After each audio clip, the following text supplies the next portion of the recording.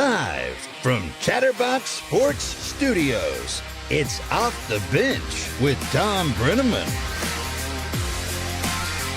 Well. Tom Brenneman obviously is still not here. For those that ask every single show, he is dealing with a vocal cord situation. And I don't know how many more shows that I am going to explain that, but this would probably be the last one. So, again, Tom is dealing with a vocal cord situation. I am Trace Fowler, and welcome to Off the Bench, presented by United Dairy Farmers. What's funny about the intro there is that it's almost like Tom is the one that he was the pioneer of how you introduce United Dairy Farmers.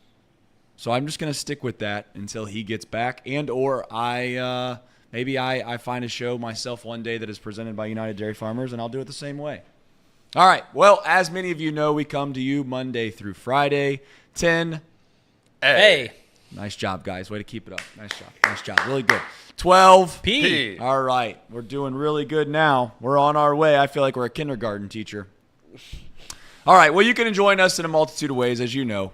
I know that many of you do, but maybe you don't. If you don't, well, you can jump on to YouTube and search Chatterbox Sports Off the Bench.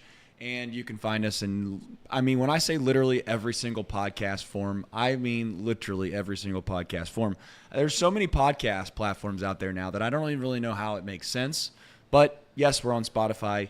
Yes, we are on Apple Podcasts. And I'm pretty sure Google has podcasts. And again, there's a million others. So you can find us there. Well, the headlines in sports at this very moment don't really revolve around sports much, do they? Wander Franco's situation has become more and more muddy by the minute. We'll get into that. And then you have Micheal, who has basically came out and said the blind side is a total lie. A total lie.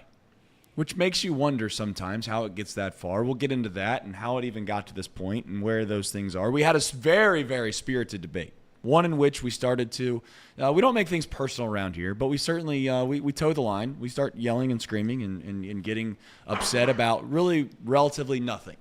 And we got upset, if you want to call it that, about what the top 5 sports moments in Cincinnati were this past year.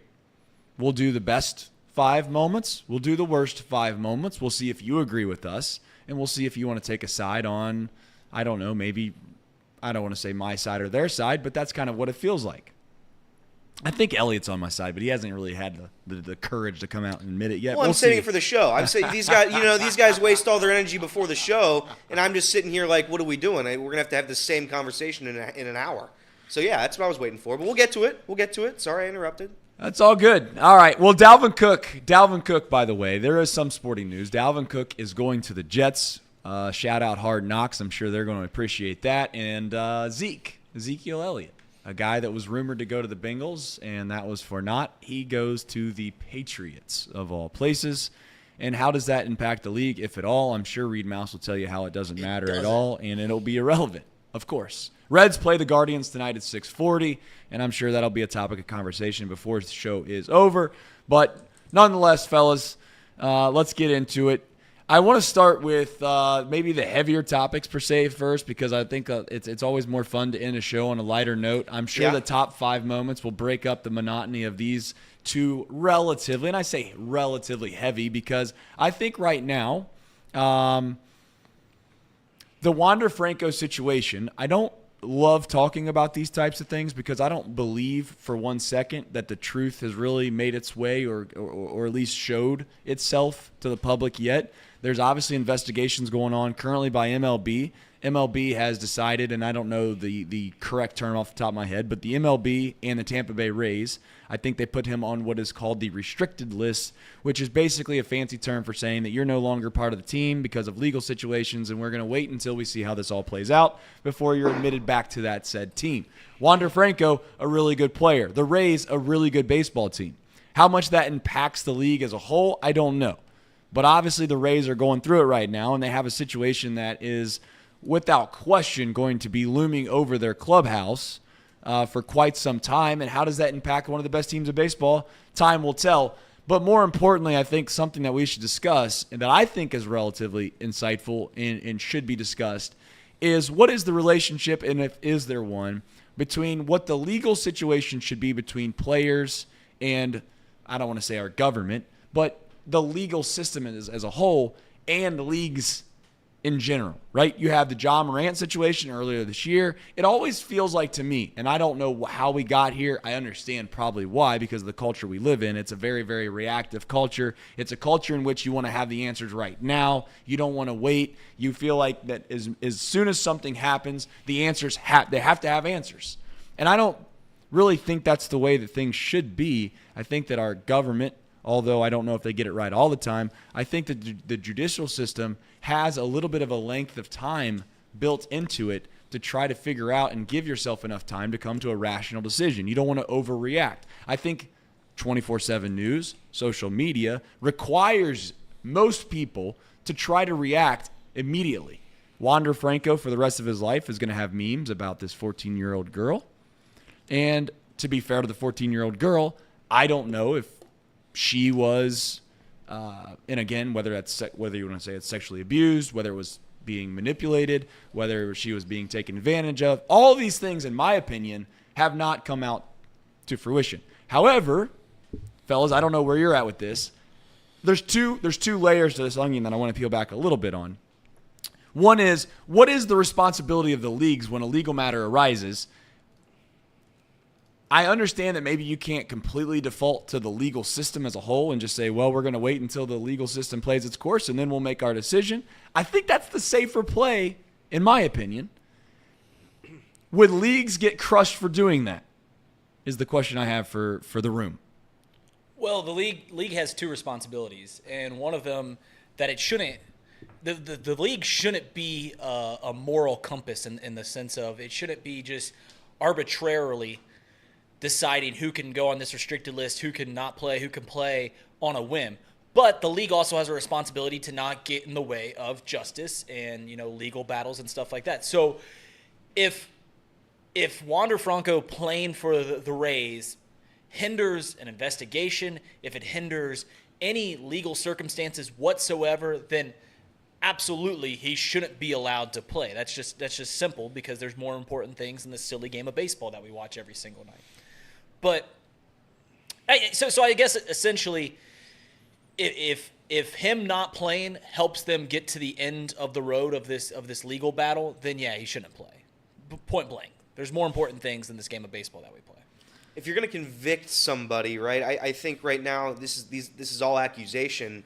The Rays are losing their best player for at least a series, maybe 2 series. And again, I hope this isn't true. I really do. I hope it's not true. But if it's not true, and you just suspended this guy, which is what this is, suspended him without pay for 2 series, 6 games at least, that becomes an issue to me. I think that's an issue if there's no evidence to back it up, if there's no proof, if they know something that we don't know, which most of the time I would say that's probably the case, that the leagues and the team and Wander Franco himself, they know what's about to happen, so that's what they're getting the world prepared for. They're kind of erasing him before the damage is done. But again, if it's not true, like I hate to bring it up, but the kicker last season, the punter, you beat me to it. The punter who was just, his life was destroyed. He can't play in the NFL ever again. It's just a brutal story, right? If he did do it, he's the worst person ever, but he ended up not doing it. The league, the Bills, they threw him under the bus. He's not going to play again. So I think that's where it becomes an issue. And I don't know, and again, Trace said it, but I don't know how you solve this issue, but eventually it's going to be a problem, right? I think this is a little bit different than the Trevor Bauer thing, because Trevor Bauer, we know he did it. There's just a gray area of someone's moral code, I'd say, right? I think that's a good way of putting it. This is so vastly different. But yeah, I think this is an issue. If this turns out to be untrue, I would say Wander Franco is a serious gripe with the MLB. Serious gripe. He could certainly sue them if it turns out to not be true, or the Rays for docking pay and not letting them play. But like Michael Ackley puts in the chat, you just rather be safe than sorry. You're protecting yourself so you're not on the wrong side if the thing is true. If it's all true, you don't want to be known as the team that let whatever. I get that. Here's my only point to Michael and everyone else. At what point does the does the crime of punishing someone that's innocent also fit the same crime of punishing someone that is guilty? That's the problem that I have. He brought up the point of the punter. I don't know the kid's name off the top of my head, but I also bring up others. This isn't the first time someone's accused somebody that has also been financially wealthy, okay? And again, let me be very clear when I say this.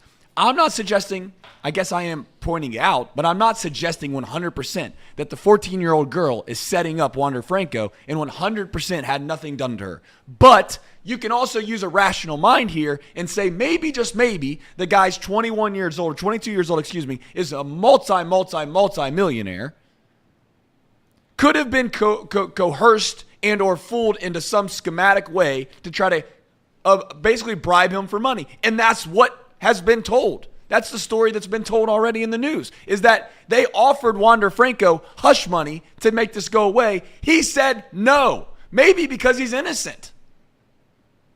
Maybe it's because he's innocent. I'm not suggesting he's innocent or guilty, but I'm saying, how come every single time something happens in the United States of America, we immediately jump to the victim and assume that they are always 100% telling the truth? So you suspend the guy with pay, right? And then you automatically just assume that he's guilty before you even have one ounce of evidence. And you can sit here and tell me the MLB knows more, they're playing it safe. Well, they've missed. You can say that listen, the Trevor Bauer thing is a whole nother a can of worms. But my point is they weren't on the right side of that decision. In general terms, the legal matter of the situation came to be that nothing really happened. And the truth is what Elliott said, is there's a lot of gray area there. There was consensual situations in that situation, but you could argue from a moral standpoint, it's still not right. That's a whole nother point. But the 14-year-old that we're claiming is 14, you'd be very clear, we're assuming that she's 14, also is assumed right now to have a 18 to 24-month-old child. At 14, by the way. And again, I'm just pointing out the both sides here. There's a little bit of truth to both sides. Should Wander Franco even be in a relationship of a situation that's even close to 14 or 16 or 18? Probably not. But I also think there's a vast difference between going out one night with an assumption that somebody is of legal age, having somebody then bribe you for money and say that you don't want to give them money, and then it turns into this whole slew of things that you are some serial minor rapist. So I'm not trying to say that Wander Franco should be held without responsibility. It's no big deal, blah, blah, blah, because the girl has a 24-month-old child. But again, I think that you could make assumptions that that's not a normal 14-year-old girl if that's the case. And I also want to know that 100% it's 14, and also 100% that it's not. What I'm trying to say is that it is 100% true that that's the situation. Before we just automatically assume that you're taking the guy. Again, I guess my point is that when I hear someone tell me, you better play it safe than sorry, well, it's like, then you're just assuming that Wander Franco's rights don't matter. So if Wander Franco is completely innocent, you rather just automatically assume that somebody else that you have no clue about, they get the right, but the other person doesn't get the right.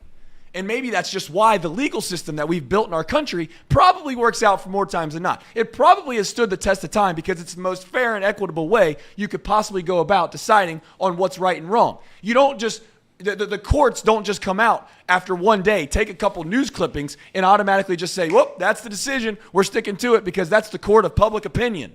That's not what the league should do, in my opinion, either. The league should have a little bit more grace period, in my opinion, on what the facts are. And you can say they know all the facts. That they don't know the facts that quickly. If they do, they should all work for the FBI that fast then. That's how I look at it. If you think the MLB knows everything about this situation within a 48-hour time frame or 24-hour time frame, then I think you got your head in the sand.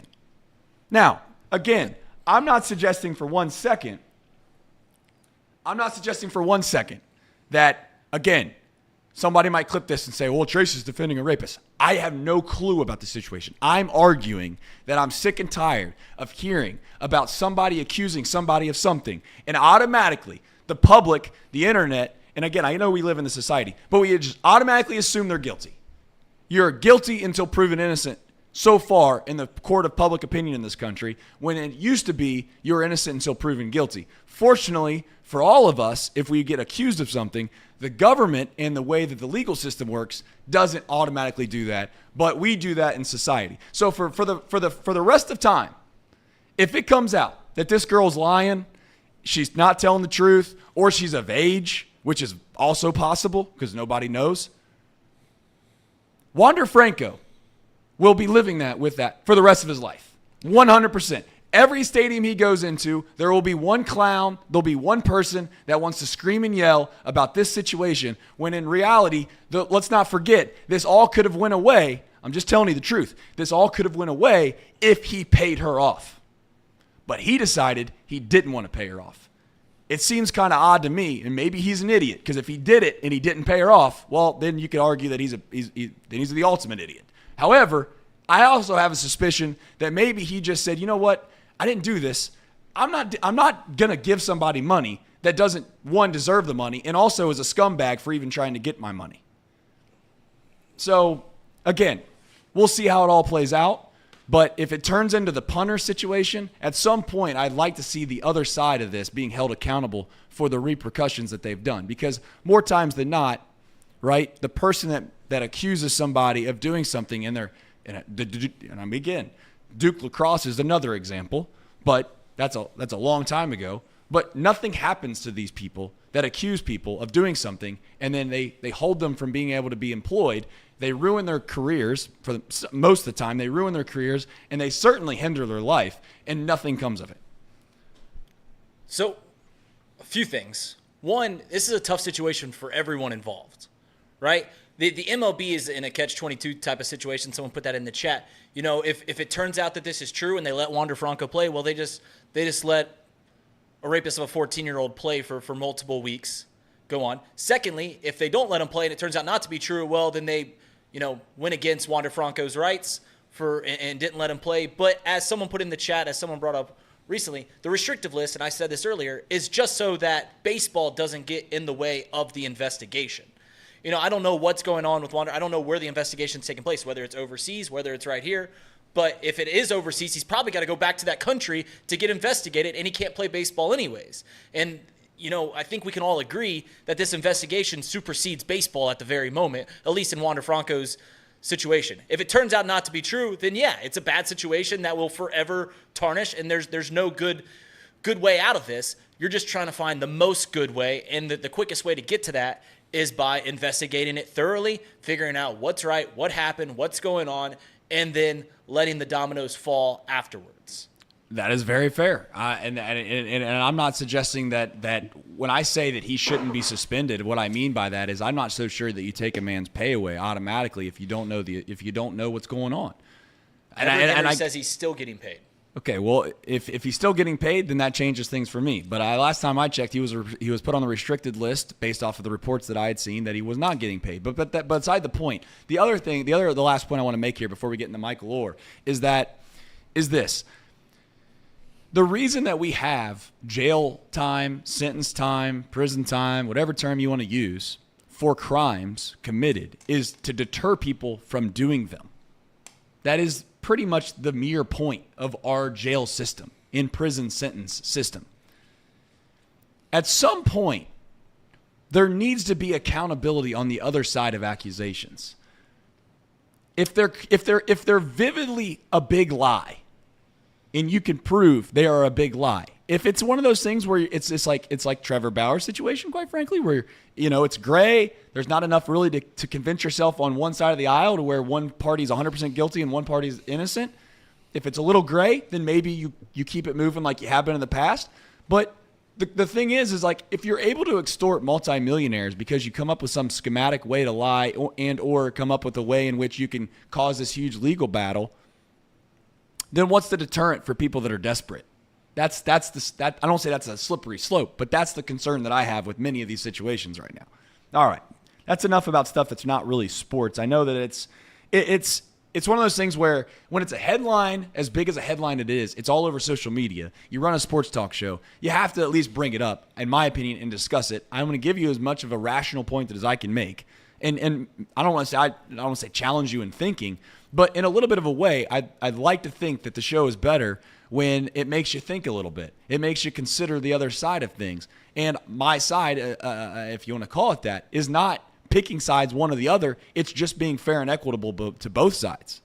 The next topic of conversation is pretty damning. I don't know how it got to this point. That's the thing I keep coming back to. I don't know how it got to this point.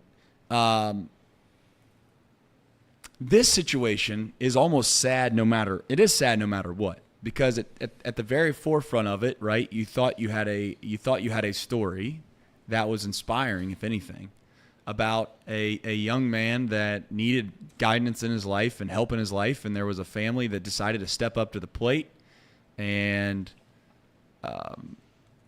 support the young man. And that young man went on to be a really good football player that turned out to be, obviously, a NFL player. And it's this happy-go-lucky story. Well, it turns out that now it seems as if Micheal Oher, the at one time tackle, I believe he was, for the Ravens. And he played at Ole Miss, has accused The Tuies. Yeah, the Tuies. Thank you for the term.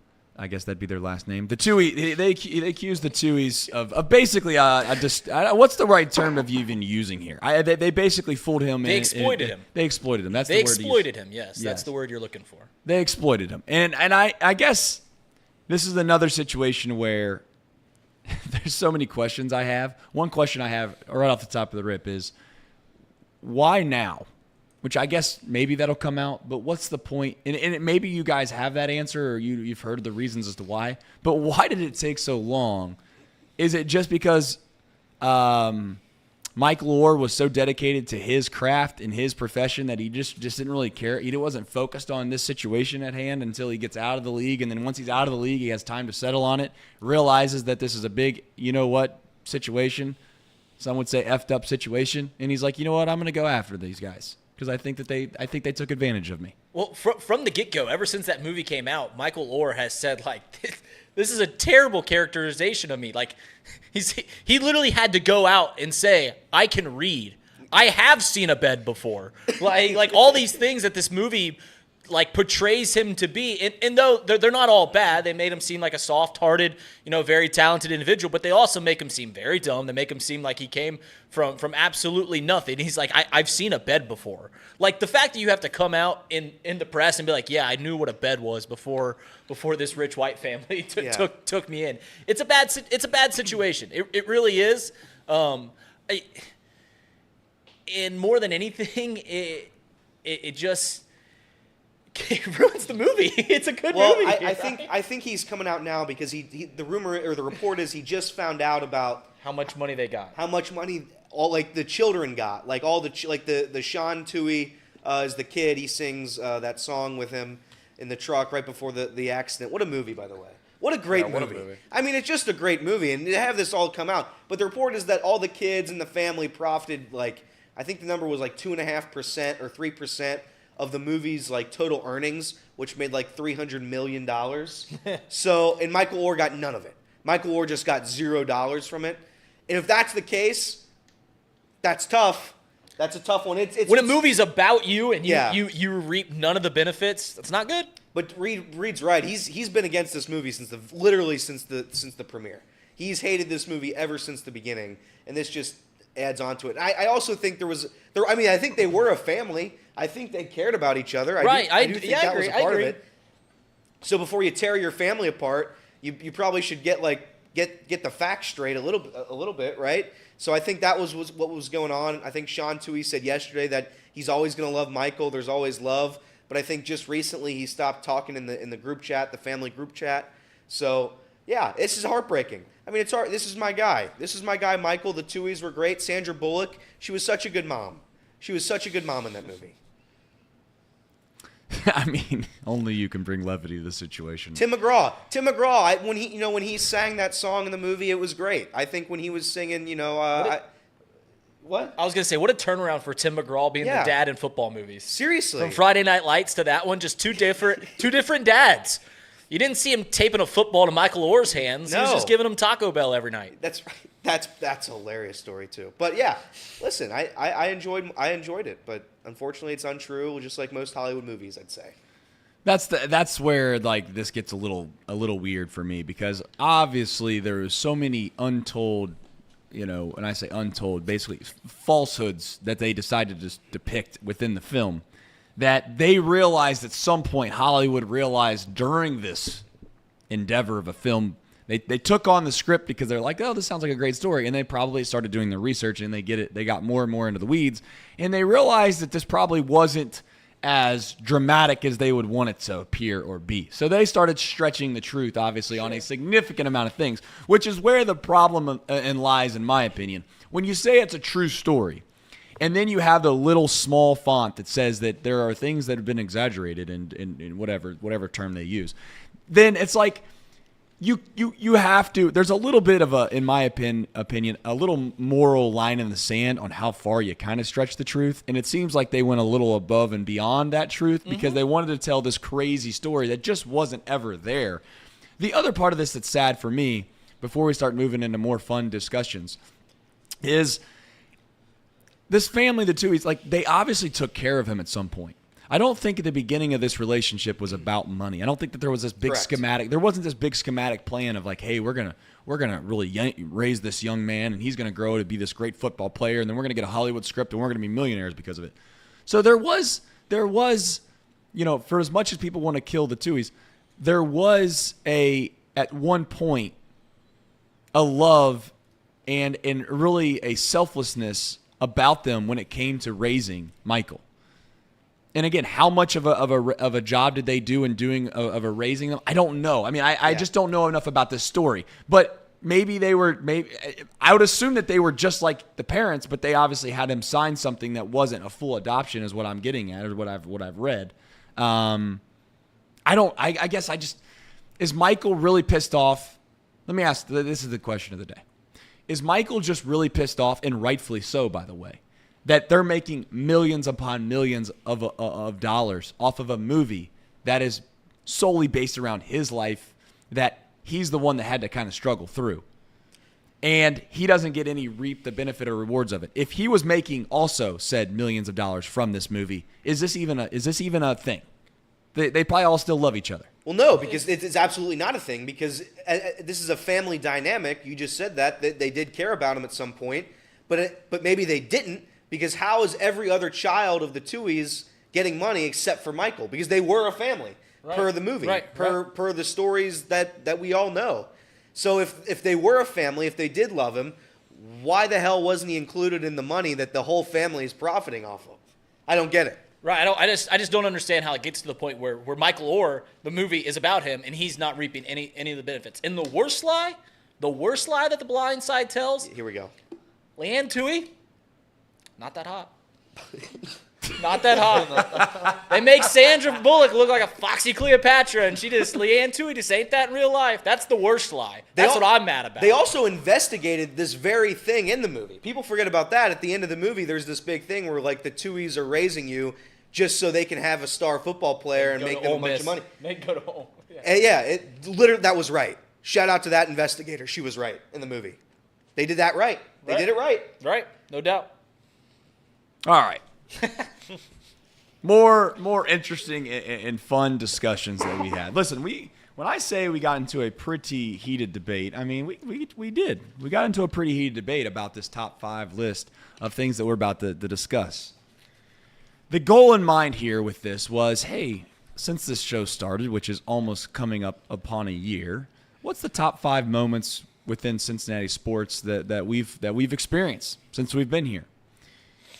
Now, this list, I think, was developed. Obviously, Reed put this list together in singular, or when I say singular, I mean the graphics package.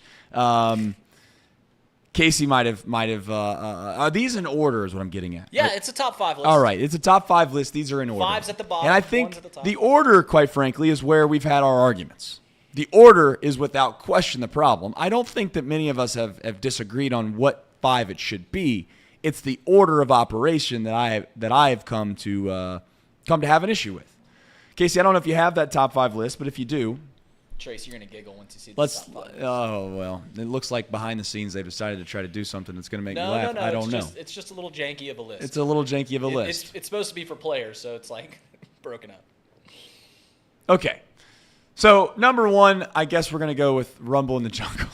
That is kind of funny the way that this is put on the screen, which is a little ridiculous if we're being honest.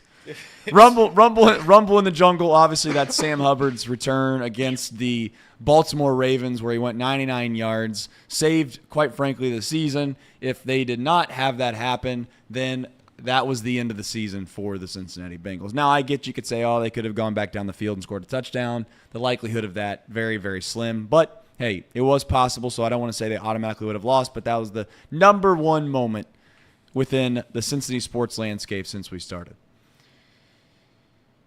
Kicking the Bills' ass is what it says on the screen. This is a kid's show. And that's where I have a little bit of an issue with this list. I get that I'm not a Bengals fan, but I also am a relatively insightful sports fan, I think. And I just don't think that's number 2. Number 3 is the 12-game win streak. I think that deserves to be number 2, but that's here nor there. Ellie De La Cruz hits for the cycle, and then the Bengals beat the Chiefs during the regular season. That's the top 5 list. If you in the chat think that there is something outside of that top 5 list that you believe should be in there, go ahead. Go ahead. Throw it in the list. I have one honorable mention that you guys didn't like because you guys aren't Xavier fans, but Xavier beating UConn on New Year's. Come on. They were number 2 in the country, undefeated at the time, Centos. I mean, I think that's a top 5 moment, but that's not what we were arguing about. That is not, Trace. Roger says Cincinnati Cyclones won the division with the huge question marks, all caps. And what division is that? I don't even know, if we're being honest. Isn't it called the CHL? Is that what it's called? Yeah. Did we beat the Walleye this year? What is the No, CHL? they got killed by the Walleye in the playoffs. What's the CHL stand for? Hockey League, something Hockey League. Continental Hockey League? That could be it. That's a good one. I think we're going to go with that because that's about the only thing that I could even muster up. Anyway, here's my problem with this. I don't know how you feel. I'll put it up. We should put it as a poll question, I guess. I get that the Cincinnati Bengals were marching into Buffalo. It was a meaningful game. I understand the logic behind maybe you saying that it's a little bit more of an important game than some. But let's not forget it was a divisional game. Okay, this isn't the league championship. Certainly, obviously, wasn't the Super Bowl. And in my opinion, you have to factor in the assumption that goes before something said happens to give it a ranking. If it's, and again, we've argued at length about the statistical odds of something. Should we just go off of what the most rare thing is? Because if it's the most rare thing, then it could be something completely ridiculous. Well, you gotta balance it out. You gotta have a little gray area. The fact of the matter is, the Reds win in 12 games in a row, which was the longest streak they had since damn near they started playing. Has to be, in my opinion, more of a bigger moment than the football team that just went to the Super Bowl winning a divisional playoff game. That's not even an argument, in my opinion. It's all the context, Trace. It is the Monday Night Football game getting suspended because Damar Hamlin. It is the fact that the Bills were Super Bowl favorites at the time and were 7-point favorites in that game. It was going up to their field in a divisional game on a snowy day in January and beating the brakes off them. Wasn't ever even close. It honestly felt like a dream because the game was like, you kept expecting, when's something bad going to happen? When's it going to happen? Oh, here come the Bills. It never frickin' happened. We buried them not 6 feet deep, not 9 feet deep, not 12 feet deep. We buried them to the core of the earth to go to the AFC Championship game for the second time in 2 years. And we're talking about regular season baseball, which is without a doubt the third best thing that happened in this city. Incredible. It doesn't happen very often. It happens about once a year in major leagues. And it just happened that this year it was the Reds, the first time they'd done that in 70 years or whatever it was. Incredible for a team that was supposed to only win 65 games. They got, 1/4 of the way there in one win streak. But we're talking about playoff football against regular season baseball. Playoffs? It's not. It's really not close. And I'm going to check the poll. It's closer than I thought. I thought it was going to be. Well, here's the thing. Here's what you're not calculating into it.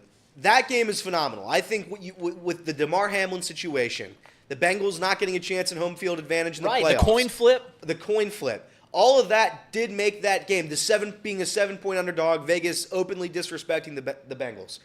That is a large part of it. On top of that, it's the playoffs. The playoffs mean more than the regular season. It just does. The Reds were a dead franchise. The Reds were a dead. I'm a Reds fan first and foremost. I love the Reds. I love baseball. They're my favorite team in the city. They are. I will cherish a Reds World Series more than a Bengals Super Bowl every time. That's just how I am. That's how I was raised. That's fair. The Reds were dead. They went on this 12-game winning streak. They brought up Ellie De La Cruz. They brought up Andrew Abbott. They brought up Spencer Steer this year. They brought up Christian Encarnacion Strand now. That 12-game winning streak brought this city back. Brought this city back to being a baseball town. Because it was a baseball town for a long time. And then it switched when the Castellini stopped caring. They openly disrespected the city with that half the teams are eliminated before opening day. And his little brunch, right? Phil Castellini has said a lot of dumb things about the Reds, and it has ostracized the fan base. The fan base doesn't trust Phil Castellini. They don't trust Bob Castellini. The ownership said they'd bring championship baseball back to Cincinnati. They haven't. In fact, they've been openly horrible at it. The only team since 2000 to not advance in the postseason, the Reds. That's the Reds. There's no other team. The Royals, World Series, Pirates have advanced in that game. The 12-game winning streak brought Reds fans back. It brought this city together for something other than the Bengals for the first time in my lifetime. This has been the most exciting Reds team I've had in my 24 years of life. And that's a fact. So I would argue that the 12-game winning streak is more valuable. And that's just personally because I'm a Reds fan first, right?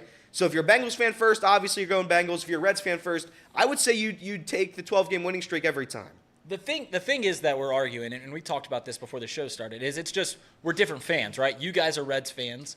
Well, I'm a Bengals fan. I'm a Bengals fan, I know, too. no, I'm saying that you're a Reds fan first. Yeah. And I'm a Bengals fan. Trace is not a Bengals fan. I'm not a Reds fan. So this is where the argument really got heated. The thing that also does it for me about beating the Bills is it cemented the Bengals as a championship caliber team for years to come.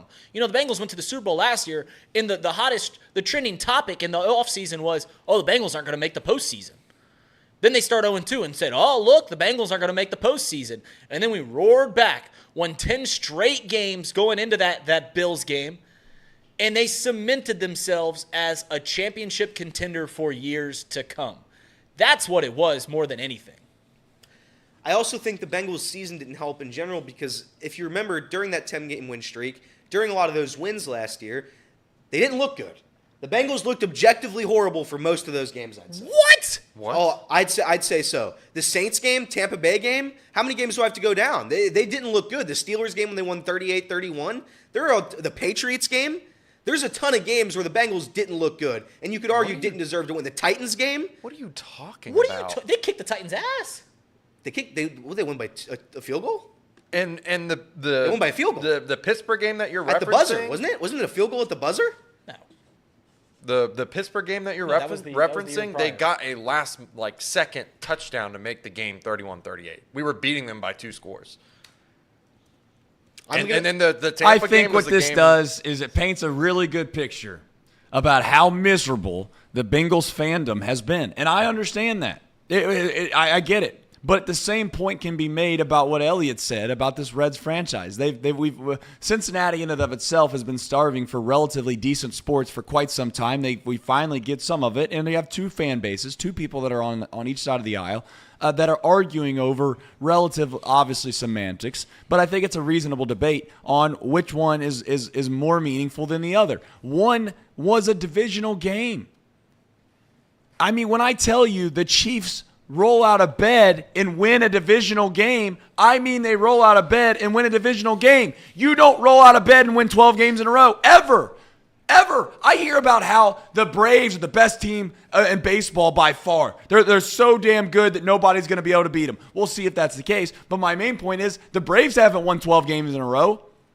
Do you know how many teams that are relatively decent football franchises win divisional games? I'm pretty sure the Patriots, they almost started handing them a divisional round playoff win before the season even started. You didn't even consider the Patriots winning a divisional game for quite some time. There are teams that have played as franchises in Major League Baseball for 25 years, almost 50 years, and have never won 12 baseball games in a row.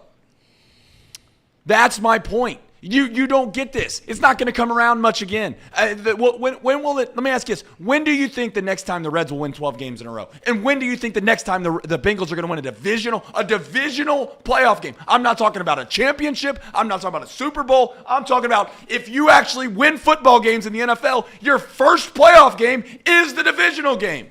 It's not hard. It's not difficult to win a divisional football game. It's just not. It's not special.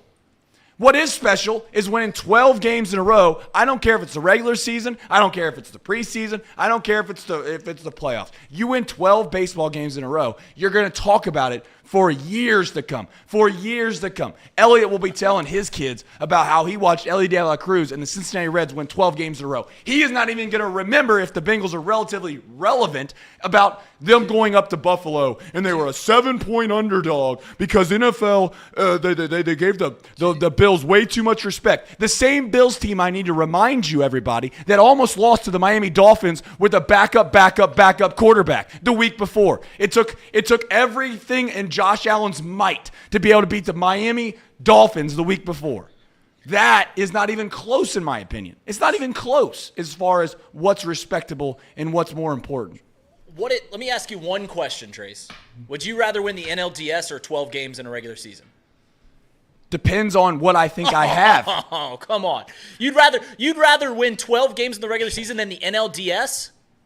And not only that, this MLB season, we've had a team go right, it's not even the longest. 13-0. It's not even the longest winning streak of the MLB season. Like, what are we talking about here? What are we talking about? Like, there's been plenty of other teams that have done it. NLDS is also different because it's a series. It's a 7-game series. It's one DS game is 5. DS is 5. Sorry. It's all right. But yeah, I mean, like if we're talking about advancing in the postseason or winning regular season games, and you're telling me you'd rather win the regular season games, then that's crazy. I can't argue with that. I just can't, because that's bad logic. If you say you'd rather win 12 games than win the NLDS, that is crazy. In 2017, the Cleveland Indians set the record for most consecutive wins. You know what they did that year in the postseason? Lost in the first round. You think they'd rather win in the first round than win those 21 games or whatever it was? I know one thing. There was a movie made about a team that didn't win shit, and they won 21 games in a row. And the only reason they even made the movie is because they won 21 games in a row. That's a fact. That's a fact. So if you want to tell me what's more meaningful or what's more memorable, winning an excessive amount of games in a row is more meaningful than winning a divisional series. Yes, you want to point out the fact that you want to bring up the divisional game because it's right in front of our face. Right. The Reds haven't won a postseason game since 1995. So which would you rather do? Would you rather win the NLDS? Because the Bengals before the season prior, they hadn't advanced in the postseason. This isn't about what I would rather do. This is about what's more memorable, in my opinion. What's more memorable, in my opinion, is winning 12 games in a row than to win some divisional game, especially if you have a decent franchise. I promise to you guys, if you go to the World Series this year and go to the NLCS the next year, you will remember each one of those series wins over this 12-game winning streak. No, but 100%. 100%. If it's next season we do that, yeah, absolutely. If it's this season, the 12-game winning streak is what got the Reds here. 100%. The Reds were a dead team. They won 12 in a row, and now they were alive. And they took the league by storm. I would say that's more important. No, you guys will remember If they win the World Series is obviously number one. If they win the World Series, it's number one. If they win the NLDS, that beats it. Because it's advancing. But when I watch Moneyball, to Trace's point, I don't remember them losing the first round of the playoffs. I remember them the 21-game win streak. I don't remember any of it. Do you remember what the movie showed you to remember? Like, what are we talking about? I fucking hate that movie. Sorry, I tried. Oh no! Oh God, I hate that. I don't have a bleep button over here. The Oakland Athletics won 100 games. The Oakland Athletics won 100 games for 3 straight seasons, and they acted like this team was terrible. They had the Cy Young, the MVP. They acted like Carlos Pena was a Rookie of the Year. Carlos Pena was freaking. freaking terrible that year. They traded him because he was bad. It's a crazy movie. You want to talk about a movie that lies more than The Blind Side? Moneyball's right there. It's right there. The Reds being projected to be one of the worst teams in the league, I think the third worst team in the MLB, going on a 12-game winning streak to put the season back on track, to put them in contention of being in for the NL Central race, to make the playoffs. That means significantly more to me. And if the Reds finished below 500, it was all for nothing. Correct. It meant nothing. Correct. But as of right now, That's not true. Well. No. What he just said is not true. The fact of the matter is the Reds won 12 games in a row, which gives us even a reasonable chance to watch games right now. The same guy that sits over there and told you that they might win 65 games, but it'll be close. I still haven't the seen same 65 guy, wins yet. the same guy that sat up here and said that this Reds team was going to be atrocious. Can't sit here and tell me that the 12-game winning streak is all for naught if they don't finish 500 or they don't make the postseason. They gave the Reds fans hope again. It gave the Reds fans. I'll tell you this. That 12-game winning streak, in my opinion, did more for Reds fans than it ever did for Bengals fans when they went to Buffalo and won. I can tell you that, and I can guarantee that. It gave the Reds fans hope. It gave the Reds fans life. It gave the Reds fans a chance to watch meaningful baseball for at least another month and a half. Whether they pissed it away or not, I don't care or I don't know. Obviously, I care a little bit, but I don't want to sit here and act like just because they won 12 in a row and they don't somehow go to the postseason, it doesn't matter. It rejuvenated this franchise. It made this franchise, fans, again, believe in something. Going up to Buffalo and winning the playoffs in a divisional round did not give the Bengals fans 1 second of belief that, they've arrived. They've made it. It's a different moment. The Bengals they've already arrived. It's a year late. If they would have done that the year before, I would even argue, you could make the argument to me, and I would believe it, that the win against the Raiders, the year before, could beat out the 12-game winning streak. That is meaningful. That is a big, big monkey off the back. That's a burden lifted. Going to Buffalo and beating Josh Allen and the overrated Buffalo Bills, I don't think for 1 second trumps what the Reds or what the 12-game winning streak did. All right. Let's move on, because otherwise we're going to sit here and argue about this forever. We have a super chat from Drew Garrison.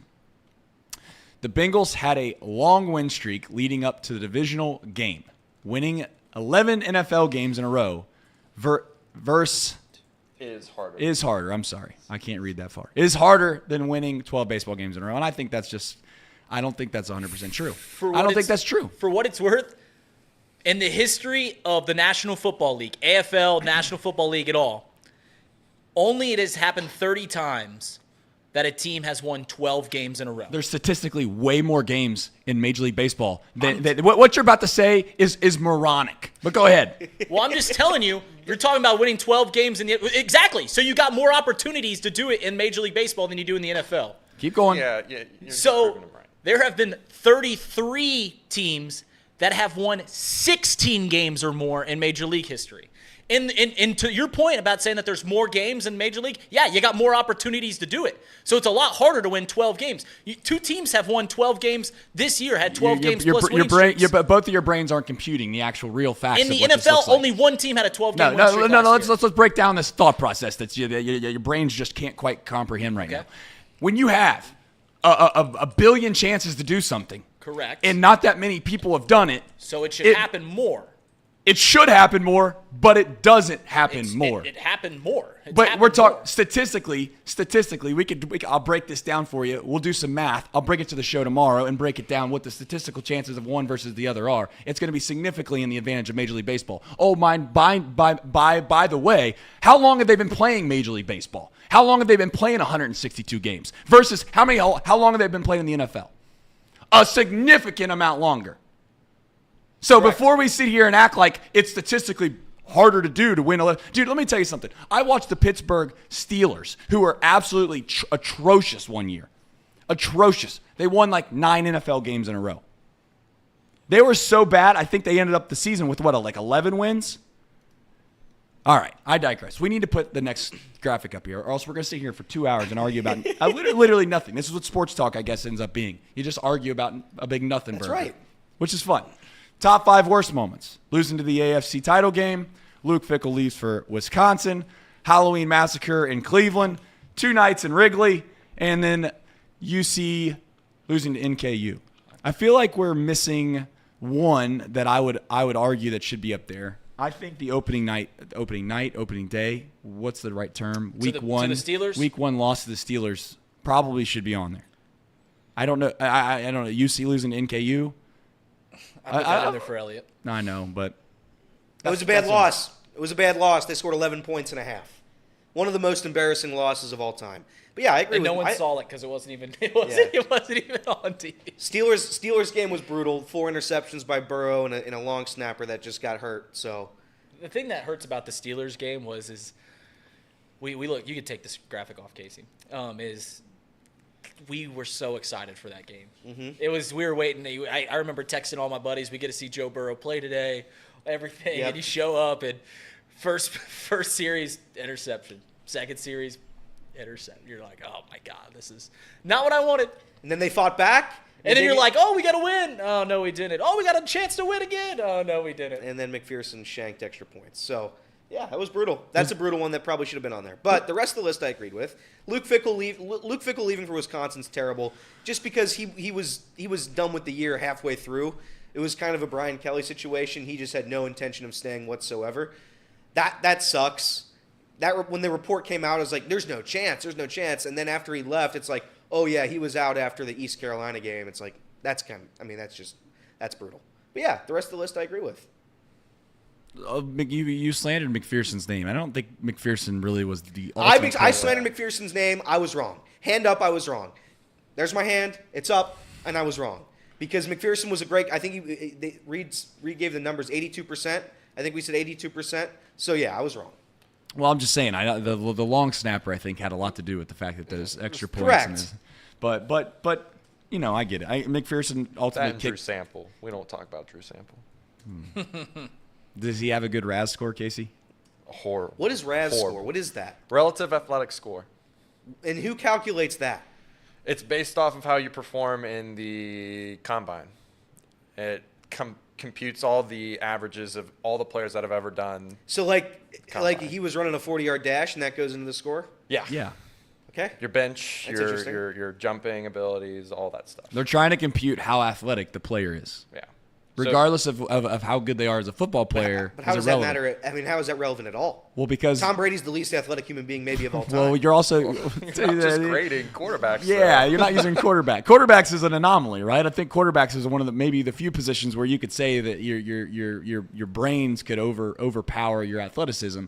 I don't know if being a tight end. Yeah. Again, I guess you could say you could be a really, really smart tight end, but if you're not athletic as a tight end or a wide receiver for that matter, then you're going to have a hard time in the NFL. It also takes in consideration your actual size and weight. So, Okay. yeah. Does the RAS score basically is like the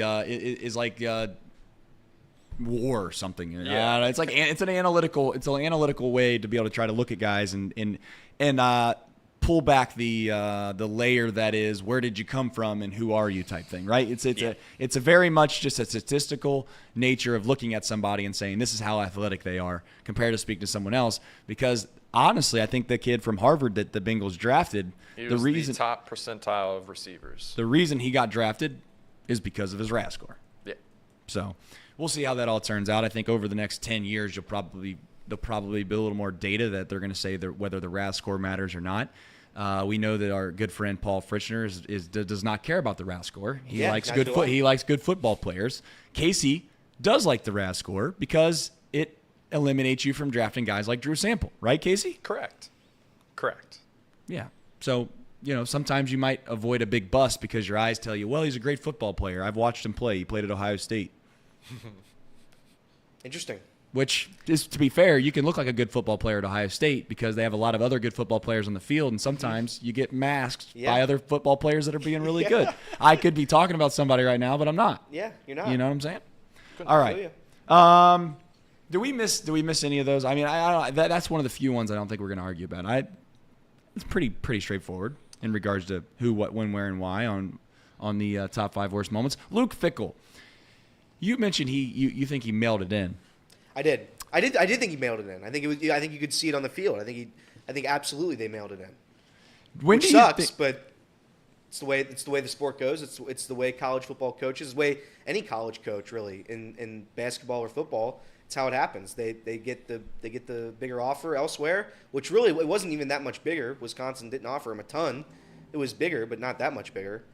But yeah, I think it was from the start. From the start, he was always going to go to the Big Ten. He always is going to end up at Ohio State. That was always the deal. I think he got upset when Marcus got the job at Notre Dame. I think when he was unable to go to Notre Dame because of the optics of going to a playoff, and then Marcus getting that job, I think that upset him. So yeah, I think he was out, and I think he had a bad attitude towards the season. Luke Fickell's a guy that probably should be celebrated in the city no matter what. 100%. I do think. However, you're right. I'm not saying he mailed it in, as in like he wasn't trying to win. He wasn't working hard. I do think at some point though, when you're at a program like the University of Cincinnati, it's not just the league that you're playing in, which they were obviously playing in a pretty bad league, but then you also couple in the fact of resources that are available to you and what you're going to be expected to do. The worst thing that could have happened to Luke Fickell is how much he overachieved at his institution that he was at, because then the standard it gets raised to a level that is not realistic to what is come to expect for him to be able to do. And I think, quite frankly, he's seen that. He knew that. He knew what was behind his one, and I say one, but his maybe one or two great classes. That's what he had. He had one or two great classes that overachieved. He had Desmond Ridder. He had Sauce Gardner. He had Kobe. What's the kid's name? Kobe Bryant. Yep. He had NFL talent at UC, and you can give him all the credit in the world for getting that. But the reality is that he realized, in my opinion, that was unsustainable.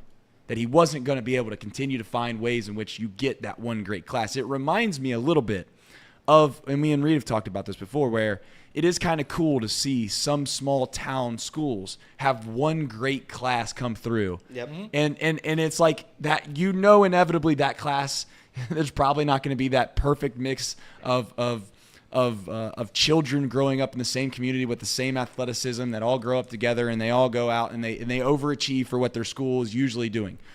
That's, I think, what happened at UC. I think, and Luke Fickell knew that. I think he's seen also, in my opinion, I wasn't a 5-star. He was a 4-star quarterback that came out of Wyoming. Evan Prater. I think he knew that Evan Prater was not that guy. And it was obviously apparent that he did not think that Evan Prater was that guy, because he started Ben Bryant over him all year long when Ben Bryant had nowhere else to go but outside of UC the year after that. It's like, so I think that's when he said, you know what, I kind of got to start looking out for number one, which is myself. Yeah, I have no issue with Luke Fickell leaving, and I want to make that very clear. If he was sitting next to me at a bar, I buy him a beer. That's Luke Fickell. What he's done for this city, what he's done for UC football is far more than I could have ever dreamed of. But the way he left, which is Brian Kelly-esque, it just is. It's kind of quitting on your team halfway through, and you just expect them to be fine or whatever. You don't really care. And to Trace's point, he's right? I think like you see the uphill battle you're going to have to climb once you get to the Big 12, and it's just going to be you having to reset the program again to accomplish what you've already accomplished. I think it was just going to be easier. I think it was for more money, and I think it was for a conference he wanted to be at in the Big Ten. So the way he left is my issue. The way he left without caring, coaching in the bowl game for Wisconsin, give me a break. I mean, just give me a break. That was the most insulting thing he could have done. But whatever. If he wants to do that, go ahead and do it. I thank him for his service. He did a great thing for UC. I think it's going to be rough sledding for UC ahead. I don't think Scott Satterfield is that guy. I think coming into this conference is going to be brutal. I hope I'm wrong. I pray I'm wrong. But it's just, Luke Fickell could have stayed till the end of the year, is my thought. Well, that's just the way the business goes, though. Here's the thing. Here's the thing about UC that I think that many people are fooling themselves a little bit about. I think basketball, it helps significantly. But football, I don't think it helps as many people think. Most people are going to say, well, they're going to get a lot better recruits at UC now that they're in the Big 12. They got a lot more money, and all that is relatively true. But I also look at Missouri. When they left the Big 12, they went to the SEC, and some of those same sentiments came in about Missouri football. Yeah. And it's like at some point you realize that being the big fish in the small pond is kind of okay. I know that the AAC, not the ACC, but the AAC, the American Athletic Conference, was not that great. But you knew that if UC essentially was one of the best schools best programs that you could go to within that league. Every single year, UC was going to win 5 or 6 games. I mean, it was a guarantee. The Big 12, do I think that it's more likely for UC to make it to the mountaintop? Mountaintop is in college football playoff at a Big 12. Yes, but I also think that UC was starting to get, and maybe I'm being naive in saying this, UC was starting to get a little more respect, rightfully or non-rightfully, I'm not sure, about what their football program was. They were starting to get the opportunity to go play, and I get maybe you can say Brian Kelly was doing UC a favor by letting them come into Notre Dame Stadium and play, but they got the chance to go play meaningful programs. And yeah, Indiana, you might say that that's not a big team, but listen, Indiana, they're at least a Power 5 school they got to go play a home and home against. I think if UC continued to be 9, 10, 11 wins in the AAC, they would have still been of a relevant conversation, especially when this playoff keeps expanding. I don't know if UC is going to, and we'll see. I don't know if UC can hold up and say they're going to win 10, 11 games consistently ever in the Big 12. I hope I'm wrong. Because there's nothing better in this city than when all the teams are good. I do genuinely believe that. I root for that. I know I'm not a fan of all the teams that are in our town. But, even FC Cincinnati, I don't say I could care less, but I guess that's the term that comes to mind. I could care less, but I'm happy they're good. Yeah. It doesn't mean that I dislike it or I root against someone else's demise. I'm happy the Bengals are good. It makes everybody in this town much more pleasant. But UC football, I don't think UC football is going to be in as good of a place with the Big 12 as they were in the AAC publicly. No, I disagree. The committee made it openly clear that there is zero respect for non-power schools. It's open. That's well known. It's factual. You see it with the AP Top 25 every year. You see how far teams go and how far they can go. UC made that playoff because Oklahoma State lost a game, not because they went 12-0. And that sucks to say, but that's the truth. That's the God's honest truth. So if they won 9, 10 games every single year in the American Conference, nobody gives a damn. Nobody gives a damn. Nobody. And there's not a person in a relevant program that thinks, oh yeah, UC they could make some noise this year in the playoff. Nah, not in the American. No respect. The good news about UC leaving the American more than anything is, for the longest time, and I know UC fans hate when people say this, is it was a stepping stone job. It really was. Brian Kelly, Luke Fickell, who's the D'Antonio? Yep. All these guys that bring UC to prominence and then leave and get a better job. Now that UC is joining a power conference, that if you're in a power conference and you're winning 11, 10, 12 games every single year, you're more akin to sticking around and trying to win the national championship from UC now that you're in that power conference, now that you can draw the Power 5 talent that comes along with joining the Big 12. The only thing is I think UC continues to be a stepping stone job. I mean, it does. There's UC will always be a stepping stone job because Notre Dame's a stepping stone job. I mean, at some point, there's only so many programs, and I get your point. Your there's point is valid. Better, but you're not leaving. I don't think you're going to leave UC for Wisconsin anymore. I don't know about that. If Luke Fickell had success in the Big 12, winning 10, 11, 12 games, he's not leaving UC for Wisconsin anymore. I disagree only because I think the Big Ten, the way college football is trending is it's going to be the Big Ten and the SEC that is left over. Right. So the Big Ten is objectively the better conference. It's the more storied college football conference. When you think of college football, I think of the Big Ten and the SEC. I don't think of the Big 12. That's where there is a debate. But to your point, would I leave Purdue? Or would I leave for Purdue to go to, or would I leave UC for Purdue opposed to go to UC, stay with UC? No, I probably wouldn't. But I do think the Big Ten is more storied, and that's why people would leave. That's fair. The only point that you made, Elliot, that I want to push back on is that you said something along the lines that if you only win so many games in the AAC, then no one cares about you. I think Correct. If you only win so many games in the Big 12, no one cares about you. Did you really care about Texas Tech last year? They went 8-5. Yeah, that's. I just don't think that anyone's even bringing up Texas Tech's name when it comes to football because at the end of it, college football, unfortunately, Casey has the top 25 here. He's going to put up on the screen. The top 25 came out yesterday, and it's the same usual suspects, which is actually the point that Reed has made time and time again about why college football, and we've argued. It's a bad product. We've argued. I love college football. I do. I love college football. There's nothing better. And maybe I could come to the grips of understanding the reason that I love college football is because it's on a better day. I just love Saturdays more than I love Sundays, and I think that's probably some of it. When you're in school, there's nothing better than a Saturday. You have the next day off, and you can just you have Friday night that leads into Saturday, and college football is played on Saturday. I love the traditions of college football, but I will admit there's only five names on that list that you just seen that could win the whole thing. And maybe that's the case for most college sports. I don't know. And maybe you could say that's the case for the NFL as well. But it is boring is a strong term. But it is sad that there's just not as many big college football games as you'd like to hope for most of your programs. I would argue, and maybe this is a bad argument, but being a UC fan is probably more interesting throughout the entire season if you're a diehard UC fan than an Ohio State fan, than a Georgia fan, than an Alabama fan. Because there's only 4 or 5 games all year long, as Reed has pointed out, that matter, that are meaningful. Now, the only thing that I would push back on that has changed significantly, and this is why I was against, and I don't say against, I like the playoffs, but I was against expanding the playoffs, is because even though you knew that Ohio State was probably going to beat the brakes off of Indiana, and you knew that Georgia was probably going to beat the brakes off of Vanderbilt or whoever else, or Missouri like last year, when it's do or die every week in college football, it brings a sense of urgency that probably shouldn't be there regardless. When Georgia is neck and neck with Missouri and it's a tie game in the fourth quarter, my heart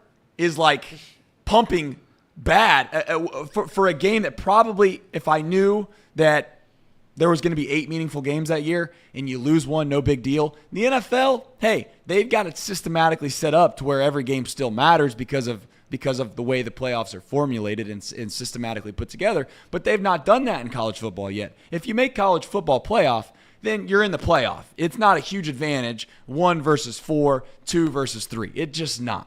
And at least that's how I look at it. Ohio State losing to Michigan had no consequence. It had no consequence. Now, you could say that it had consequence in the fact that you had to sweat out the selection show. But in the grand scheme of things, Georgia going undefeated and Ohio State losing to Michigan had the same exact result. They played the same game at the same time. And Ohio State had every chance to win that game, obviously. It had a consequence because Alabama can't get in. If Ohio State beats Michigan, Alabama probably gets in. You think Alabama gets over Michigan then? Yeah. Okay. That's the other problem that's the other issue with college football is that there's way too much emphasis, rightfully so, on prestige, on hypotheticals. Yes. That's what the game isn't determined on the field enough. That's what I dislike. That's what I dislike about it. Yeah, and I always say that the problem with the college football product is there just aren't enough competitive games. How many times have you sat down on a Tuesday or Wednesday and you said, "What games are there this week in college football?" Oh, there's a good one. It's Wisconsin versus Michigan State. What the frick cares about that? Like, what are we talking about? The fact that as a fan, as a Georgia fan, you had to sweat out Missouri last year, but you didn't anticipate it. Besides that, you're intrigued about 3 games all year? You really only sweat about 3 games? Tennessee game, the Alabama game, the playoffs and everything like that? That's terrible. Every week that I sit down and watch the Cincinnati Bengals, regardless if they're playing the Texans or the Chiefs, I'm excited about it because I know that they can win or lose. Because that's the way that the product is. Every game, you say every game matters in college football, every game can win or lose in the NFL, and it's great. And it normally comes down to the fourth quarter. It's just a better product. It just is. Well, I think that when you say it's a better product, you are simply basically stating the obvious, which is that the play on the field is so much more closely aligned with competition, win or lose, as you mentioned, is very, very razor-thin edge.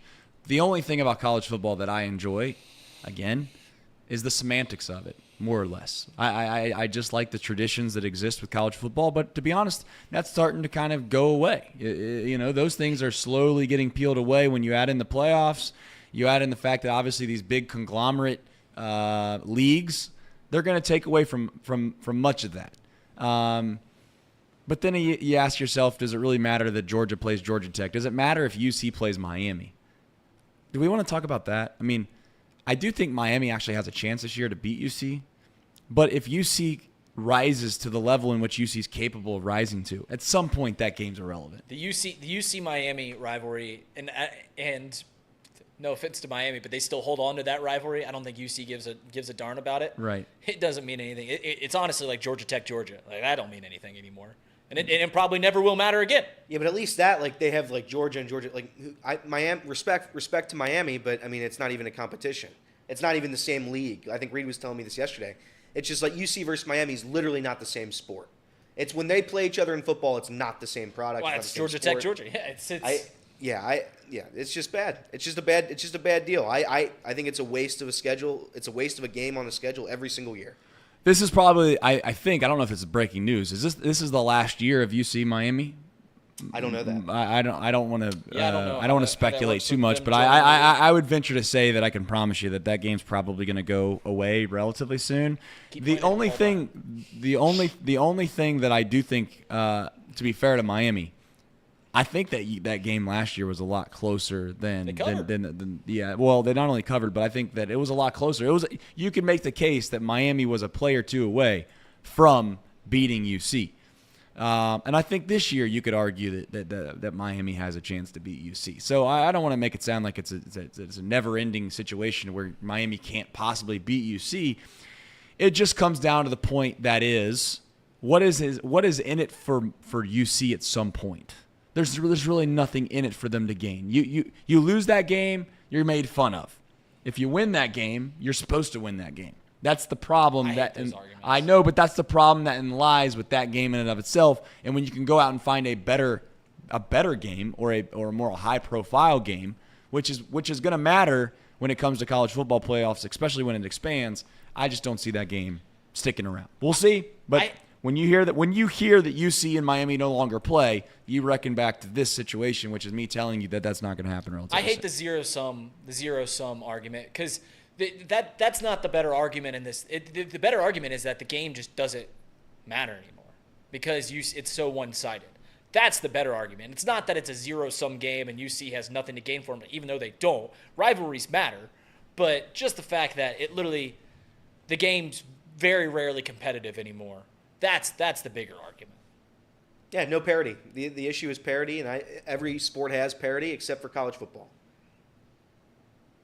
Yeah, when the college football will be better when Alabama's and the Georgias and the Ohio States, the Michigans, all these premier teams consistently are going 9-3, 10-2. That's when the sport's better. I agree. I agree as well. I just don't know if that's the case, because here's the situation that's at hand right now with college football. Until we move into the NFL here, is this. College football right now is in a weird and unique situation where the top-level programs have everything ironed out systematically to be the best programs moving forward. They have all the resources. They have as much money as one could possibly have. They have the best facilities. They have the best coaches. They have the best programs, which in lies they usually get the best players, and they have the best systems to go about beating said, competition. That's Ohio State. That's Georgia. That's Alabama. And you can make a small argument to me that could be Michigan. Outside of those four programs right now, unless there's this one off, those programs are not going to lose. They're just not. When the most talented people and the most talented person works harder than everybody else, you get Tiger Woods. You get Michael Jordan. You get things that are just not, you can't beat them. I know I'm not saying that because I'm a Georgia fan. I just know that Kirby Smart's a psychopath. He genuinely is a psychopath. He came from the same system of another psychopath named Nick Saban. And I say psychopath in the most honest and admirable way that I can. It reminds me, those two guys in and of themselves, because I'm so closely, I watch them so much, they remind me of like Steve Jobs. Someone that's really, really talented, but is also incredibly, psycho is the word that comes to mind. Psycho about their own product, about what they care about. Ryan Day, okay, I genuinely don't know. I think that he's Ryan Day, the third base comment. You know who? I'll tell you what. Urban Meyer, psychopath. Yeah. That's guy. That's Human what being. wins. That's what wins in college football. It is. Good actor. It is legitimately. It is legitimately somebody that makes it their life, and it's genuinely. When I say it's their life, they can sit there at the press conference and say they put God first and their family second and football third. I'm telling you right now that Urban Meyer, Kirby Smart, and Nick Saban, crush me for saying it, they put football first. I believe they put football over God, in my opinion. That's how ridiculously serious they take it. It's hard to beat somebody that's like that. And right now, that's what you have in college football. Football is God, Trace. That's how we do it down here in Athens. So, until I hate to say this about Ryan Day, maybe he's like that. It just doesn't come off that way. It doesn't come off that way. When I see Urban Meyer and I see Ryan Day, I don't see the same guy. Do you think Ryan Day's worried that he's ever going to beat Michigan again? Because I don't know if it will ever happen again. Yes. That was a good troll. There he is, Yeah. out from under the bridge. Out from under the bridge. Here he comes. What's the riddle today, Reed? That was a good one. I respect it. By the way, not to pile on the college football thing, my least favorite thing is that how your entire season is debated on a group of white guys who are just going to sit in a room and tell you, "Oh yeah, I think this was good. I think you played a good game this week." That's the biggest joke of all time. I agree. I mean, it's just the biggest joke of all time. You win a game by 15, it's like, well, the spread was 18.5. Was it really a good game? No. But that's what they go and that's what they do. So your season doesn't matter. Your season matters to the those game. guys. Right. Play the game, right? And the I'm NFL tired of talking about it. Correct. The NFL objectively matters. Every game objectively matters. In college football, your games don't matter. It just matters to 8 guys who decide your fate. The fourth spot literally comes down to the playoff show. It doesn't matter what you've done in the year. It just matters to Kirk Herbstreit and whoever the hell they have in that room that they lock up every week. That's what it matters in college football. And that's just a bad place to be. Is there anything better than during the selection show they keep showing you the selection show, and it's literally just these guys just like sitting in lounge chairs like this watching TV and just. That's what they do. I mean, it's the biggest crock of shit I've ever seen. It's great reality TV. It's great. Do you? It's great. That's TV. what college football is. Great TV. It's reality television. It's all just reality TV. The thing about college football is, and everyone that loves college football says this, and it's true, is the pomp and circumstance on a Saturday competitive game. When all those things align, it is beautiful. It is perhaps the most beautiful sport. When the Tennessee-Alabama game happens last year, when all those things come together, it truly is the most beautiful sport. The problem is that happens once a decade. It is the Cat 5 hurricane of sporting events, right? Yeah. It doesn't happen every single year. Everything that you're holding on to, it doesn't happen all the time. It's a soap opera. It's a soap opera, just like Yellowstone. There's the troll again. Yeah, there he is. Here's where I'm at with college football. I still love it. Do I think there's flaws in it? Of course I do. But I think there's flaws in every product. The only thing about college football that ultimately holds it over the other leagues, in my opinion, is and again, it sounds wild, but there's this uncertainty that you're going to see something crazy happen every week, and it's simply because of this. And I've come to grips with this. There's a billion games. It's like Major League Baseball. You know what it's like that everybody loves, and that's okay. It's like the NCAA tournament. The NCAA tournament, we do it every year. We talk about how there's unbelievable parity and how there's always going to be this Cinderella. You never know who can win. There's 12 Big Ten teams and you turn around every year, and what happens? You look at the Final Four. There's blue blood, maybe the Cinderella. They play the games in the Final Four. Cinderella gets smacked. It's just simply based off the fact there's so many games on a Saturday that you're going to find a game that's entertaining. That's not always the case for a 4 o'clock slate in the NFL. It's just not. Now, it doesn't mean the NFL is a bad product. It doesn't mean the NFL is even close to being a better product. NFL probably is clearly a better product than college football. It's just that when I know that I sit down on my couch and I do nothing but scroll around the old television tube, I'm going to find a game that is very intriguing and very fun to watch.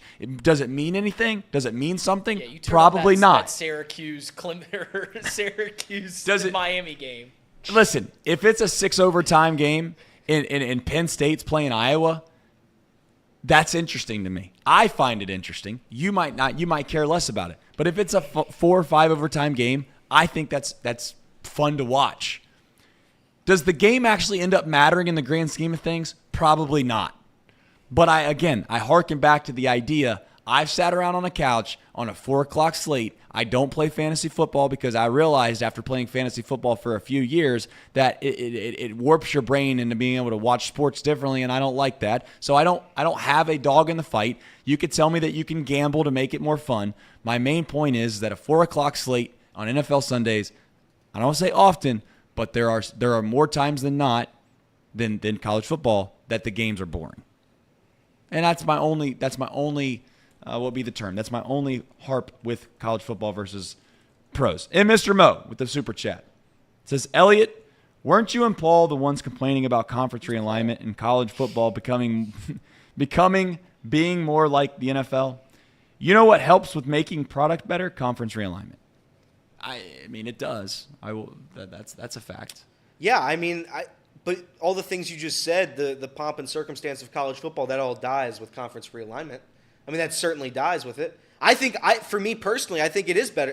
I think for me personally, it gives more teams a chance. So I would be in favor of it for that reason. But it kills what makes college football special. It makes it the NFL squared. It makes it the NFL, the minor leagues of the NFL, right? I mean, that's what you're doing here. So you think college football is just an irredeemable product? At this point, yeah, I do.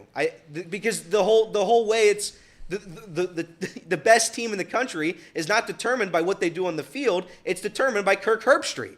That's my biggest issue with the field. That part of the issue is never going to go away. Even if it's expanded to 12 teams, you're still debating who gets the buys. And those buys are determined by a group of people who just watch the games and who have objective biases. So that's my issue. Can conference realignment help college football? Absolutely. Can it kill college football? Absolutely. So that's where we are. I don't know what it is. Trace talks about UC being a stepping stone program. Every college in America is now a stepping stone for something else. That's a fact.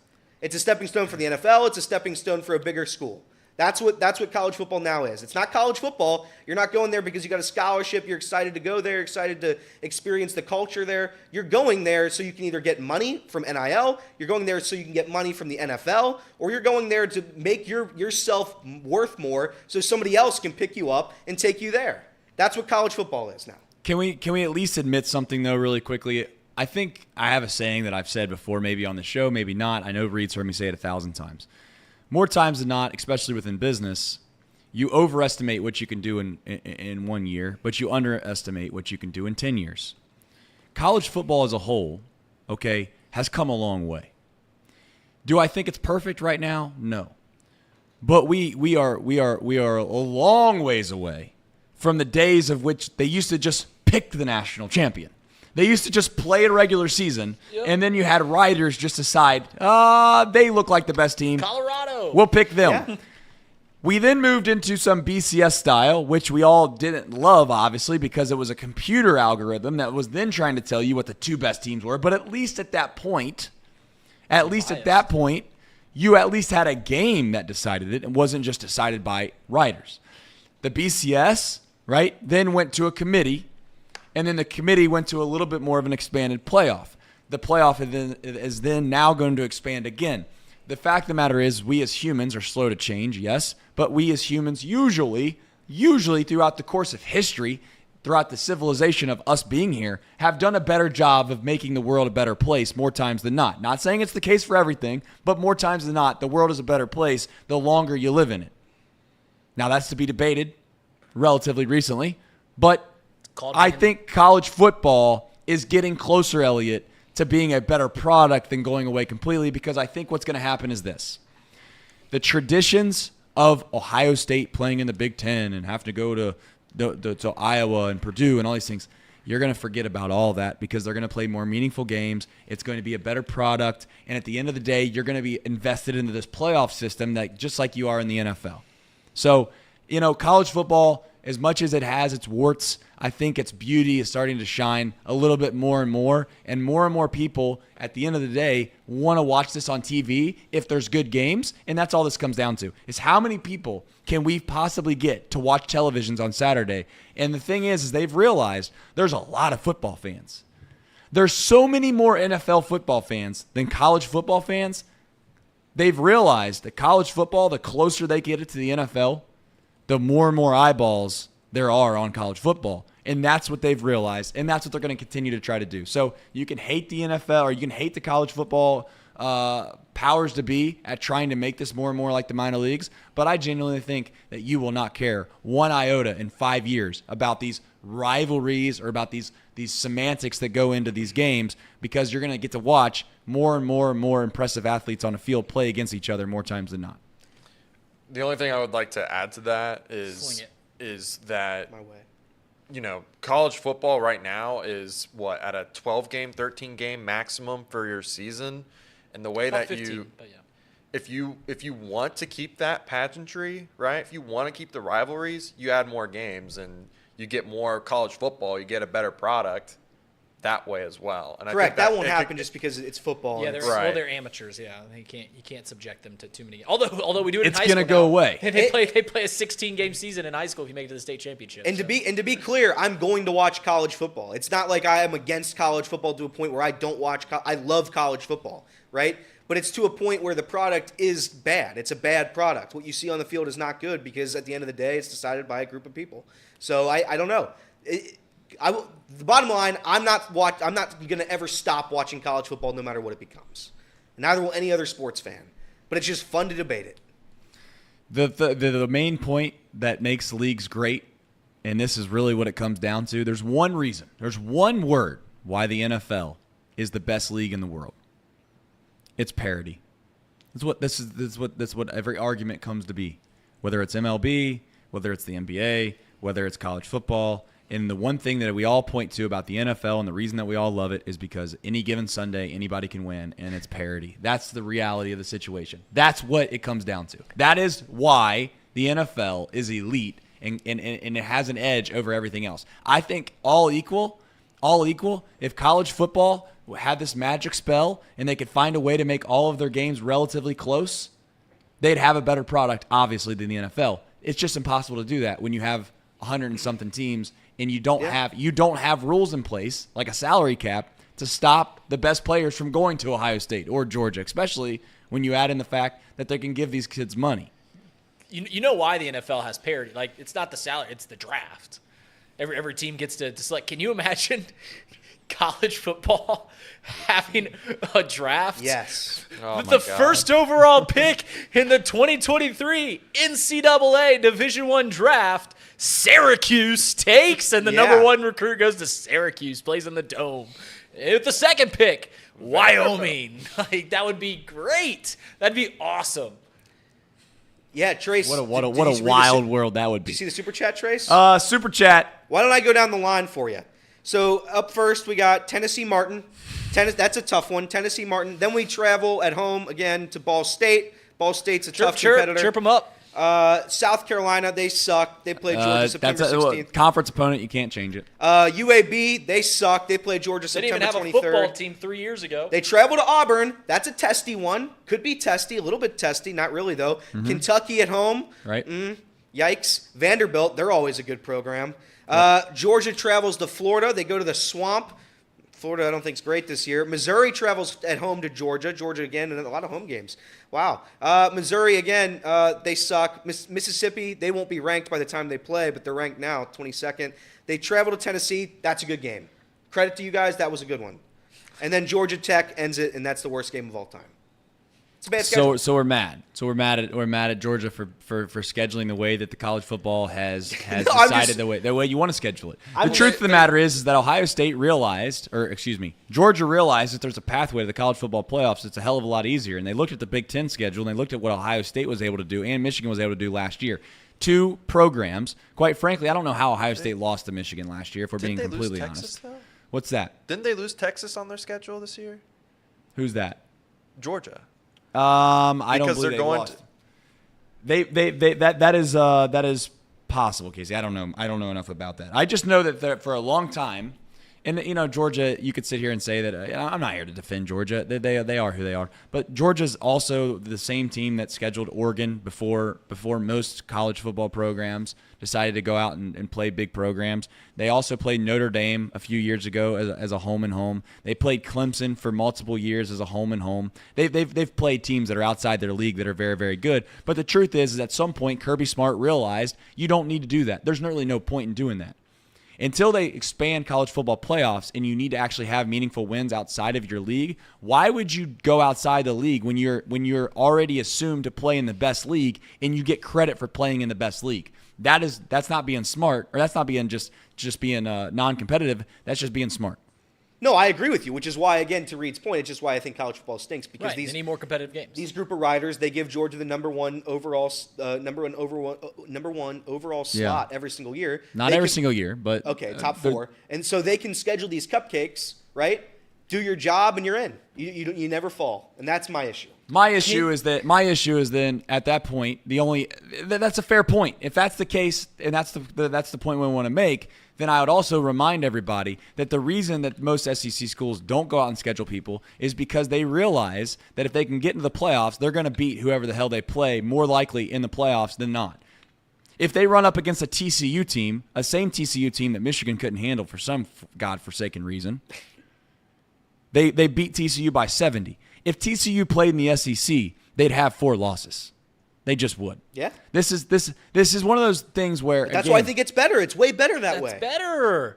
The product gets better when Georgia is 9-3 almost every year. The product gets better when Alabama is 10-2 almost every year. Not when they are just sweeping through the conference schedule, sweeping through the schedule. They played 2 tough games, and now they got to win 2 games to win the national championship. But nobody wants to talk about Ohio State because the Big Ten has been garbage for a long time. Okay, the Ohio State, the college football's better when Ohio State's going 9-3, 10-2. That's fair, but it's not. Better. It's just not going to happen. And the reason it's not going to happen is because there's no parity involved. Because the best players go to the best schools. It's just that. That's the real root of the problem. All right, Jolly. No one said it isn't smart, but it's the root cause for all of this chaos. TV networks ain't paying. Well, the truth is the TV networks are paying Jolly for the college football playoffs, and you get a rev split for getting to the college football playoffs. So the reason as to why all of these programs are trying like hell to schedule whoever they can to get to the college football playoffs is because the TVs are paying for the college football playoffs. So who should we blame? I don't know. All right. There was NFL news. I don't know if it matters. I don't think Reed thinks it matters at all. I don't know if I think it matters a ton. How good is Dalvin Cook still? I don't know, but he's going to the Jets. Shout out Hard Knocks. I don't know if you guys seen Hard Knocks. I asked you the other night to come up with, I think we do like a book club around here. And when I say book club, I don't read books a whole lot, but I say we make it like we have to watch a show club to where we report back, we give a rating, and here's the game. You have a rating in your mind of what you think the show is on a scale of 1 to, should we do 1 to 10 or 1 to 5? I want to see if we can get as close to matching up our scores as possible, or we'll see if one person thinks that something is way off. So my point is, if you love Secession, like Reed admitted, It's my favorite show. You say, hey, has anyone here watched Secession? If someone says no, then you can assign them that they have to watch the first episode of Secession. They have to report back with said watching the Secession. We'll give it a week's time. We can't force everybody in here to watch a show every single night or something like that. But you report back. You have a rating in your mind of what you think it deserves on a scale of 1 to 10. And then Casey has his idea, or whoever it may be, and we match the scores up live. We have to say them at the same time. Okay. So there's no bias. There's no bias involved here. The chat can get involved. Maybe the chat has some suggestions on what we should be watching, and then the chat can give their ranking on what they think said product should be. I did watch the first episode of Secession last night. It was interesting, and I won't give a rating on it, but my point is that moving forward, at the end of the show today... Roman was a little bit of a jerk in the first episode. Perhaps. Just He had a the family in that slightest. episode. Yeah. He had a family in that episode. Let's not ruin the show, okay? We're not going to do spoilers here. We're not going to do spoilers. I'm sorry. We're not going to do spoilers. But what we are going to do is at the end of the show, on, what is today, Tuesdays? All right. I'll come up with a better term of what it is on Tuesdays. But anyway, at the end of the show on Tuesday, we'll come up with a show that we have to watch by next Tuesday, and we'll give our report back. So if you're in the chat, you can start drumming up some ideas. We have about 20 minutes left in the show. You can offer some suggestions. And if we don't have anything on the top of our minds that we think someone should watch 100%, we don't have to just, play dumb. You could dig into the chat a little bit and see if you can come up with something that we will watch together as a suggestion. All right. I don't know. I can't talk out of both sides of my mouth about this running back thing. I do think running backs matter. I do. I think they matter more than people want to give them credit for. I understand that the liability that is with the running back, you don't want to extend them. But in and of itself, I think Dalvin Cook going to the Jets matters. How much it matters, I don't know. I certainly think Ezekiel Elliott's on the other side of the hill. I don't know how much it matters that he goes to the Patriots, largely because I don't know how good the Patriots are anyways. Are you just completely out on any move, or where are you at on this? So let me say two things. One, Ezekiel Elliott going to the Patriots. Talk about a move that, quite literally doesn't even wiggle the needle. I mean, what does that do for either party? Are the Patriots all of a sudden contenders in that division because they get Ezekiel Elliott? No. Is Ezekiel Elliott any closer to becoming a powerhouse in this league or close to getting a ring? No. What that does nothing. Absolutely zero-sum move in the NFL. But let me kind of scope in my take about running backs. Running backs matter in the National Football League. It's not that they don't matter. The problem is the talent pool is being the best running back, the drop off to the 10th best running back isn't that steep. It's not like the quarterback position where Patrick Mahomes to Kirk Cousins is Mount Everest of a cliff. You can not pay your running back, get somebody that played college last year in the 3rd round, and still have a really good running back more than likely. That's the take. It's not that they don't matter. It's just that the talent pool doesn't diversify itself, quite frankly. Christian McCaffrey's an exception. Guys that can do special things is an exception. Yeah.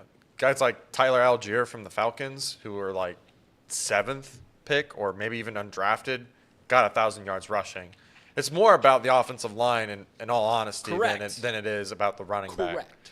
That's where the problem therein lies, is that it's a dependent position on the team.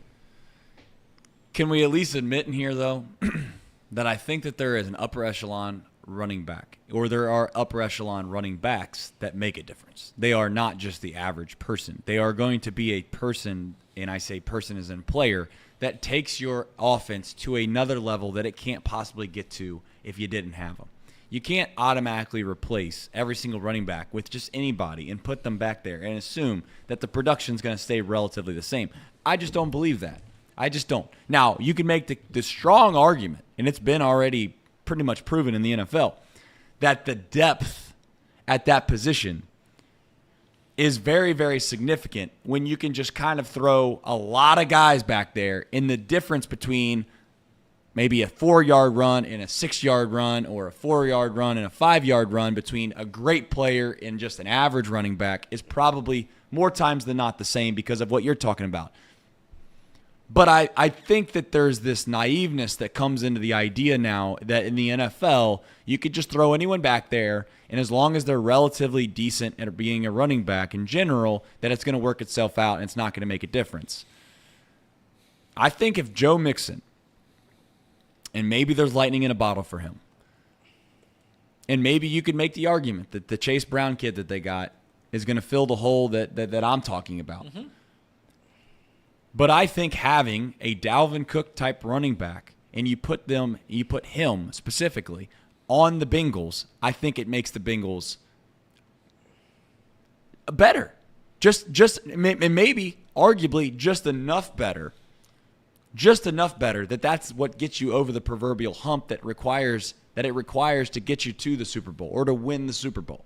And now that is very subjective. Me saying that is outlandishly crazy to think that is something that you could point to and say, oh, that was the difference, was that they got Dalvin Cook and they didn't have Joe Mixon. But I just think that we've gotten ourselves similar to a lot of things in this country in life, is that you go so far off one way and you start to realize you're wrong that you overcorrect and you go so far the other way. I think we're so far the other way on this NFL running back thing that it's somewhere a little bit more closer to it does matter who you have back there. We'll find out who it is. I think Dalvin Cook makes a difference. I think if Dalvin Cook plays for the Cincinnati Bengals versus the Jets, I think Dalvin Cook is one of the few guys. And again, you could say he's washed up maybe. You could say maybe that he's not the same guy he used to be. But I'm telling you right now, if he's somewhat close to the same guy he used to be, and you put Dalvin Cook with Joe Burrow in the backfield, you can't convince me that the Bengals aren't significantly better. So once again, scoping in the take is that it's not that if Dalvin Cook was the running back for the Cincinnati Bengals, they would be better than with Joe Mixon. That's you almost can't argue that. Are the Bengals better with signing Saquon Barkley, Dalvin Cook for, I think Dalvin Cook's getting like $8 million, which actually is not a bad deal. But like Saquon Barkley for $15 million and having Jonah Williams at left tackle, or having Orlando Brown and Joe Mixon, which is the better Bengals team? We know what it is. There's better ways to use the dollars because we know that the talent pool for the running back position is so thick. It is so diluted because almost anybody you could throw back there can get 1,000 yards if you have a good line. We've seen that with the Chiefs. We thought Kareem Hunt was fantastic. He goes to the Browns. He's not even their starter. Of course, Nick Chubb's in front of him. That's a great thing. I get it, yeah. And then they get CEA, Clyde Edwards-Helaire in the first round. They're like, oh, they're getting a running back for the future. Well, the next year they draft Isaiah Pacheco in the 7th round, and he's their running back now. It's just that the pool is so diluted with talent that you can get a guy for $3 million, and it's pretty much the same thing as a guy for $8 million. I also don't think the running back, is the factor in winning a Super Bowl or having a Super Bowl-like run. I think if you look at the Super Bowl winners for the past, 20 years, 15 years, a lot of that is because of the defense, it's because of the receivers, it's because of the offense. I don't think a lot of them have to do with the running game. I really don't. I think you certainly need to have a good running game. That's not what I'm saying. Right. I'm just saying that position alone doesn't factor into the decision of you winning a Super Bowl. When was the last time you looked at a team that was near the top in the league and you said, you know what? They're a running back away from winning the Super Bowl. You've literally never had that thought come across your mind. You've never once looked at a team and said, what gets them over the hump is Dalvin Cook. I think You've never had that thought. The only position, though, you could argue that you say that about is the quarterback. I don't think because you say that about wide receivers. You say that about the Bengals with the offensive line. Defensive line. You say if we get an edge rusher, we are championship contenders. We get a lockdown corner, we are championship contenders. Never once do you say that about a linebacker or a running back. The Rams didn't beat the Bengals in the Super Bowl because of their running backs, their quarterback, or the receivers. They beat them because of the defense. They beat them because of the defensive line. There are 5 positions that matter so much more in football. Quarterback's number 1. It's in a league of its own. Then you've got offensive line and defensive pressure, and then you got wide receiver and cornerbacks. But we're talking about one specific position. Outside of maybe one tackle, maybe a tackle, I could take a tackle and I could take a defensive end. So quarterback, tackle, defensive end. Those are the 3 positions I could argue. Maybe if you had quarterbacks, especially quarterback is the cream of the cream. That is we all know that. That's the weird thing about the NFL that we all just sit here and we all know and we all acknowledge, but we want to act like everything is all this mightily important. The truth is, if you don't have a quarterback, you're not going to win. You're just not. Period. The Jets are probably a good example last year. They were a hell of a team. About as good of a team as you could possibly have without a quarterback, and they basically were nobodies. They ended up being nobodies. So outside of the quarterback position, maybe you could convince me a tackle, and maybe you could convince me a defensive end. But you know what? Both of those positions directly correlate to the quarterback, which is the only reason they're important. Whether you can protect the quarterback or whether you can get to the quarterback, that's the truth. Outside of that, I would put wide receivers. I would argue a single safety, not both safeties, but a single safety, a single cornerback. They're all relatively the same to me. You have an elite corner, it's almost the same to me as having an elite running back. And when I say elite, I'm talking elite. You can't tell me that having Adrian Peterson isn't just as valuable as having like Darrelle Revis. I mean, we're talking the elite of the elite. If I could have Darrelle Revis and a 3rd-round draft choice for a running back as opposed to having Adrian Peterson and a 3rd-round draft choice and cornerback, I know what my decision is every day of the damn week.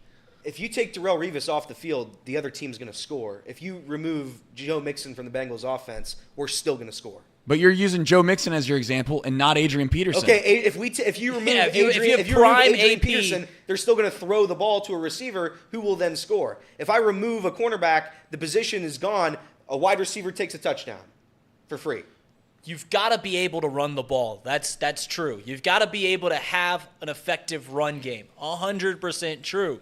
The thing we're saying is that you can almost do that with any top 5 round draft choice. So Alvin Kamara. You can't convince me if you put Alvin Kamara on the Bengals that they aren't damn near impossible to stop.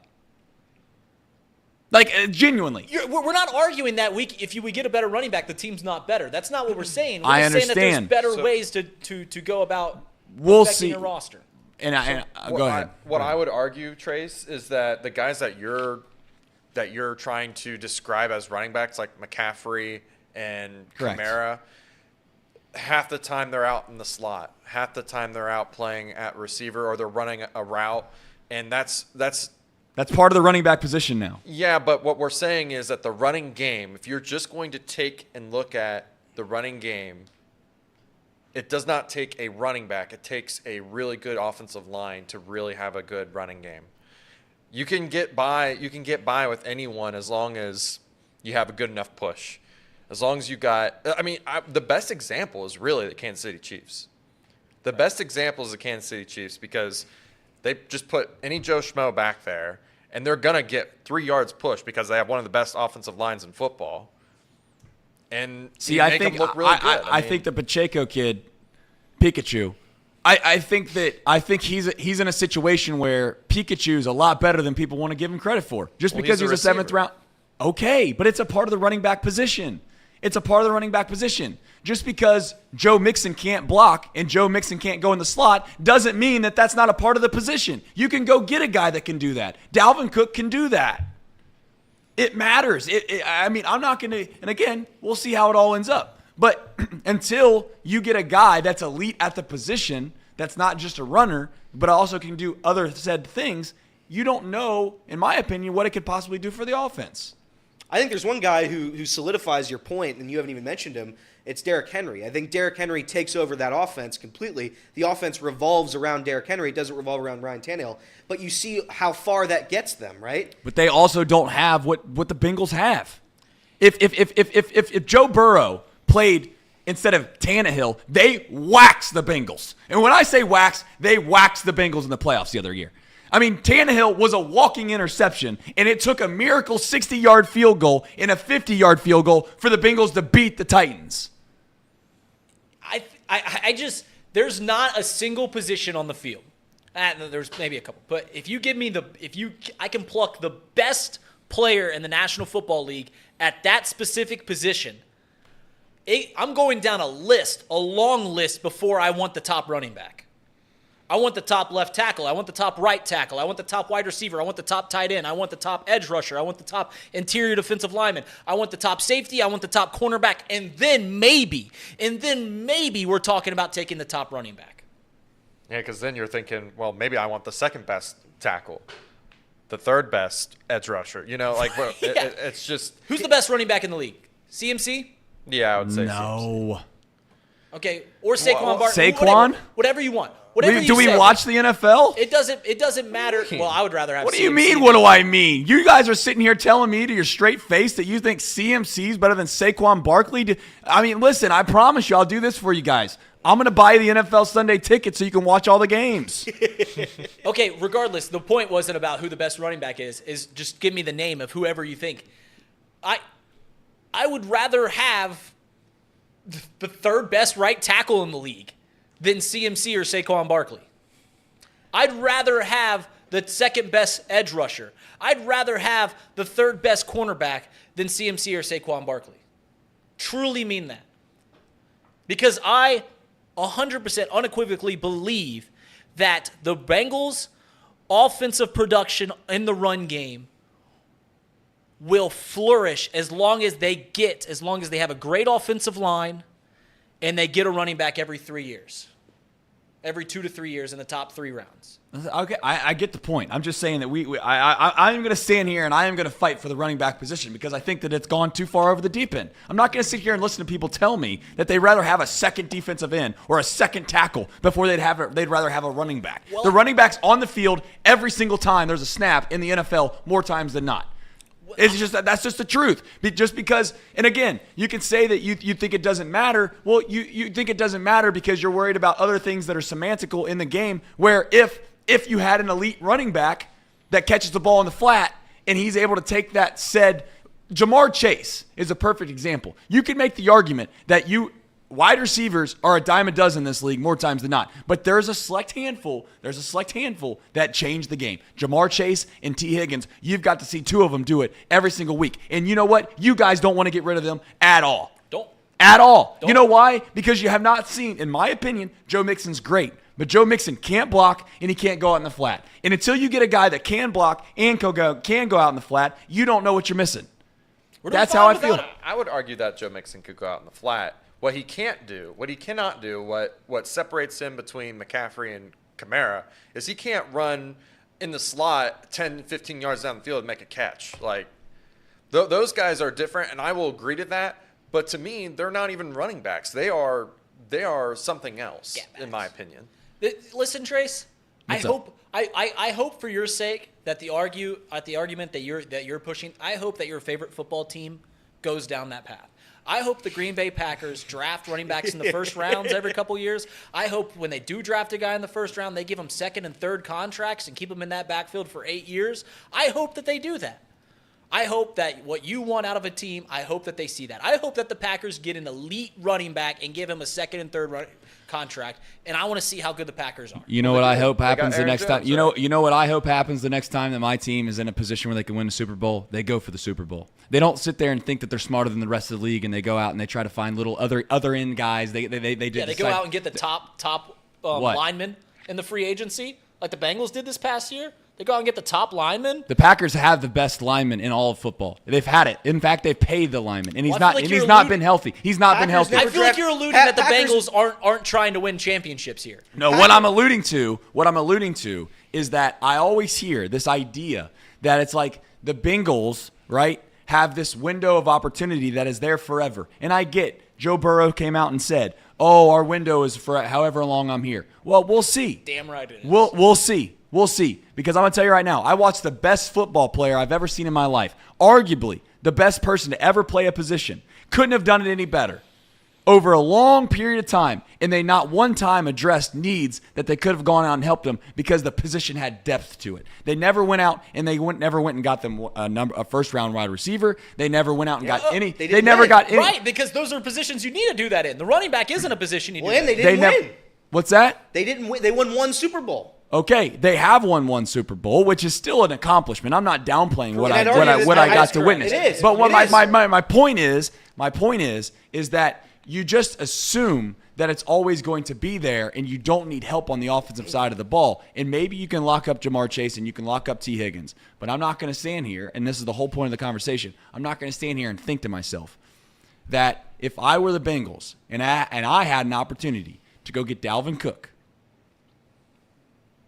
I would have done that 100 times out of 100 before I sat there and assumed to myself that I'm going to keep Joe Mixon around, and maybe it's because he took a pay cut, obviously, and then go get Chase Brown, which Chase Brown, I'll put my hand up and say I was wrong if he ends up being better than Dalvin Cook. If the options were Jonah Williams and Dalvin Cook as opposed to Orlando Brown and Joe Mixon, I know what I'm taking. And I'm not thinking twice about it. But there's still money left on the table. There's still money there. You act like they couldn't have gone out and gotten Orlando Brown and gotten Dalvin Cook. That's a void argument. They could have gotten both. Yeah, but this is also going to be Joe Mixon's best line that he's ever been behind. And Joe Mixon's also old. And so is Dalvin. Dalvin. Okay, you can bring up the injury problem. That's fine. That's fair. We'll see. Dalvin Cook has been a much better running back in my opinion than Joe Mixon ever has. Dalvin Cook is a year older than Joe Mixon. Joe Mixon's been great at being a running back. He's been fantastic. So I'm not downplaying what Joe Mixon's done. We'll see where it goes. He's been a 1,000-yard rusher every year except for the last one that he's been in the league. He was on We'll pace see. for it, too. And played the full season. I just think if I were again, we'll see what happens with the Bengals. I think that they're in a position where they've done their best to try to shore up an offensive line that they knew they had problems with, and they've swung and missed a little bit on that. And that's not their fault because guys have gotten hurt. In the most meaningful games, you guys have had Jackson Carman trying to protect the quarterback. Right, because I mean, they don't say that they swung and miss. Ted Karras was great. Kappa was great. Vial was great. Right. They were great towards the end of the year. Yes. They were great. They just got hurt. Players get hurt. And now you got to add depth, and that's what they're doing. They keep getting linemen. They keep getting linemen in free agency because that is shown to work in the league. Worked for the Rams when they won their Super Bowl. The Rams won the Super Bowl because they had an elite defense, and they had a guy on the Correct. defensive line that was very, very good. And they also had a really good offensive line because they went out and got the best lineman in free agency and Andrew Whitworth and gave him extension and kept And the him refs around. gifted them the game. Referees gifted them. That's the game. fair. Elliott. They did pay the refs. There's They a did point keep to a that. little. Shout out they Drew did- for that point They did because keep he a was little in the salary cap for the refs in the Super Bowl. Yeah. It's always the refs. It is always the damn right. Whenever the Bengals lose, it's not because of their play. Yeah. It is only because either the Right. refs how it shanked should them be. or because they didn't have Right. good enough running back play. That's how it should be. That's fair. I mean, there was a holding call in the Super Bowl, and there was also a block in the back on the punt. Did you guys? This is more of like a fun question than Bengals fans. I poke and prod a little bit here. Mm-hmm. This is when I pulled the Reed mouse. Did you guys finally get a kicker, like a punter? Like, do you Yeah, think that, yeah, is Brad that shored up Brad- finally? Brad I mean, Robbins. there for the longest time, I was wondering if it was a high school kid that was punting the ball or if it was actually an NFL guy. Brad Robbins. We got another. He's Michigan. Is this one going to work out though? I hope. The last I mean, two punters- I hope. Yeah. He looks good, Trace. All right. I hope. I mean, I hope Trace, so. what's more valuable, the running back position or the punter? Here we go again. What's more important, Trace? Well, I'd like There's to think that 22 starting positions. if you have a great running back, you don't need a punter. there's 22 starting positions. The running back is like 15th in importance. Okay. We'll see. We'll see. One point I want to make up. I did see this. Everett Henry. Shout out Everett. Everett said, well, look what happened to the Giants. Okay, well, the Giants' defense was absolutely atrocious. The Giants, oh, by the way, well, we're playing in the same exact game. As they were what? Well, they won the wild card game, and then I think they lost the divisional game. So I guess the Bengals got one step farther than them. Come on. They did. I mean, the Giants won a playoff game. The Giants' offense was the reason as to why they were good, and they ran into a buzzsaw that was the Philadelphia Eagles. I know you're not making an argument that the Giants' offense is what made them good last year. The Giants. I know you're not. I know what I'm saying is Daniel Jones was their quarterback, and I also know that if we're going to sit here and act like Saquon Barkley is a good example as to why you don't want a running back, it's laughable. It's laughable. It's like it's crazy to sit there and be like, well, you point at a team's success and you say, oh, that's how good that person must be. I mean, it'd be like, oh, look at Kyle Pitts. He's a terrible tight end. I mean, for what it's worth about this whole running back argument, it's not like it's going like without proof in the league. Like consistently, the Super Bowl winner is either on a rookie contract or a veteran cheap ass deal. It's never an expensive running back. Never. Never. We're not doing this because we have a gut feeling that the running back position is overvalued. We're doing it because it's shown its hand. That's fair, but when you have a window of opportunity to win the whole damn thing, I think that again, I don't know if I'm putting my faith into a rookie and or. There were bigger problems than the running back last year. The bigger problems were the line, getting depth at the line. Right. Okay. Right. Pressure. They drafted a defensive end. They drafted a pass rusher in the first round. And depth in the secondary, which we knew that we weren't going to re-sign some guys. So we're going to go out and draft guys in the secondary. No, I mean, listen. Obviously, every argument turns into this thought process that you can't be one way or the other. Do I think that the running back's like the premier position of the league? Of course, I don't think that. I just think that we've gotten to a point now where we just assume that anybody you throw back there is just they'll be fine. You got a good line, they'll be fine. Don't worry about it. Until I see that not be the case. Until I see that not prove its point. Until I see the Chiefs go out there and just have a terrible running back, I'll believe it. Well, I think the Chiefs have an elite running back. Well, they got him in the 7th round, and they got the guy before that. That's the argument that sucks, because I think Tom Brady was drafted in the 7th round too, which I guess he sucks too, because that's all that matters. Is where you get drafted in the draft is actually your real value. Your real value is where you get drafted in the draft. Jackson Carman, really good tackle, drafted in the 2nd round. Pikachu, drafted in the 7th round, not any good. That's how it goes. All right, wrapping the show up. It's 12 o'clock. We need Ohio Cup tonight. Ohio Cup. It is. Reds, Guardians now. Reed? I think 640. the thing about the Reds season going forward is they should not determine whether or not the Reds season is a success, whether they win the division, whether they make the postseason, whether even if they go over 500. The Reds Here we go. season Here should comes this teeter bit. on whether or not they bring home the Ohio Cup. This is the only thing that matters. You got to win state championships, and that's what tonight's game is. It's not a game against in the major league, interleague play between the Guardians and the Reds. It is a state championship on the line. That's right. And this is all that matters. Well, the Cubs are playing for the Chicago series as well, so we'll see who is the rightful holder of whatever cup, whatever term Gotta you get want to swept to use. lose it. You got to be, no, okay, you're talking about they played before is what you're saying. Okay, Yeah. fair enough. We'll see what happens. The Reds, they're in a situation where they got to tread water until they get back some people, whether that be Fraley, whether that be India, whether that be Green, whether that be Lodolo. They just need to keep treading water. Every time they win a baseball game, is one step closer to treading that water successfully, and obviously they were on a path of looking like they were not treading water at all. It was a sinking ship, about as fast as a sink could ship, it felt like, on that Sunday in Pittsburgh. But they won the game. Give them credit on that Sunday afternoon, and we'll see what happens. We'll see what happens. Obviously, as always, Chatterbox Reds will be going live after the thing. Another quick announcement I want to make that probably isn't all that quick, and we'll make a big to-do about it. We will have I've seen people in the chat say we need to do a post-game Bengals show. We will be doing Chatterbox Bengals. We'll have more on that later this week.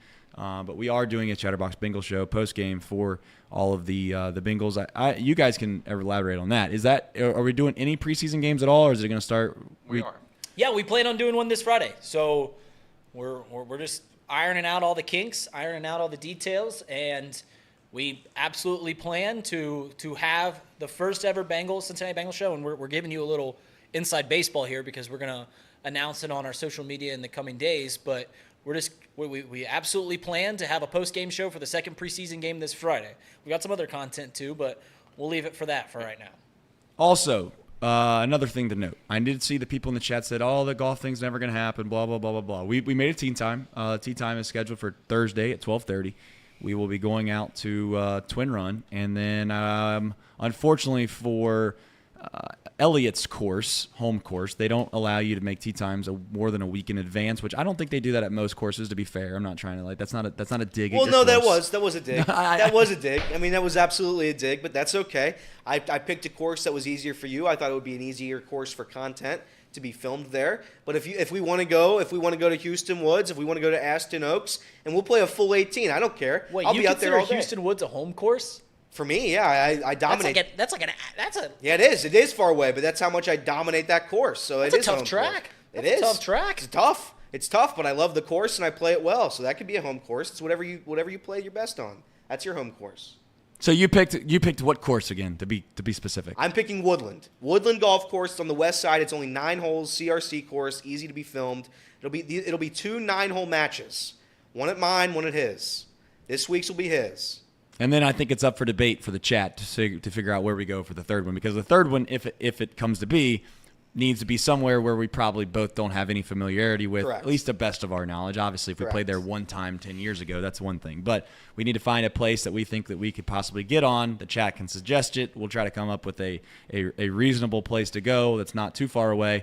But I do want to say I don't believe it's going to get to that. We'll see how it ultimately goes. But we'll be doing the first round of that on Thursday at 12:30, and I think we're going to try to edit that thing up and have it for socials probably Friday morning and or Thursday night. We'll see how it goes. We don't know what that's going to look like. My bet would be, I think an ideal situation there would be either you have it ready for the next match. So I would think, right, we premiere it when we go out for our next match was my idea. Okay. The only thing is we'd have to be pretty stone cold. I'm gonna be stone cold about it. You won't see my reaction at all. All right. Well, then we'll do it that way. That's fair. We'll do it that way. All right, this is the part of the show where we have to come up with something that the other person has to watch. I don't know if this is the cherry on top. We need to just probably, obviously, keep in line. Casey, do you have the ad reads ready to rock? Because as always, we need to pay the bills. That's part of the show. But the other part of the show is the cherry on top, which, again, we're getting our feet wet here. At least I am. I like to keep things moving in a positive direction. I'm assuming we don't have a cherry on top. If you want to get the jingle. If you want to be a little scandalous, and see what Drunk Reed did on the cruise. Oh, big words. Boy, do I have a minute of fun for you guys. Yeah, baby. We have to see that now. Yeah, I got it. Is there a reason you're wearing an Angels hat, or is that just... I like the Angels. They're a lot of fun. Fair enough. Okay. This is the United Dairy Farmers. Cherry on top. I got to give some background on this. This is Reed Mouse. Take it away, Reed. We are on the Lido deck, and I had made myself known throughout the cruise as a loud guy, a guy that isn't afraid to go out, and the cruise director pointed at me during this party on the Lido deck and said, hey, I want Magic Mike to do this on the Lido deck. There are kids in that pool, and I'm giving my best. I had a couple Patron shots, and I was having fun. It's a full minute of fun, guys. But I am wearing pants, no short shorts. There's that. What? Well, we had dinner. We had seated dinner. And I did the flop, so my shirt and pants are very, very dirty. This is where it gets really good, guys. I said we need to take a shower when the chorus. My favorite part is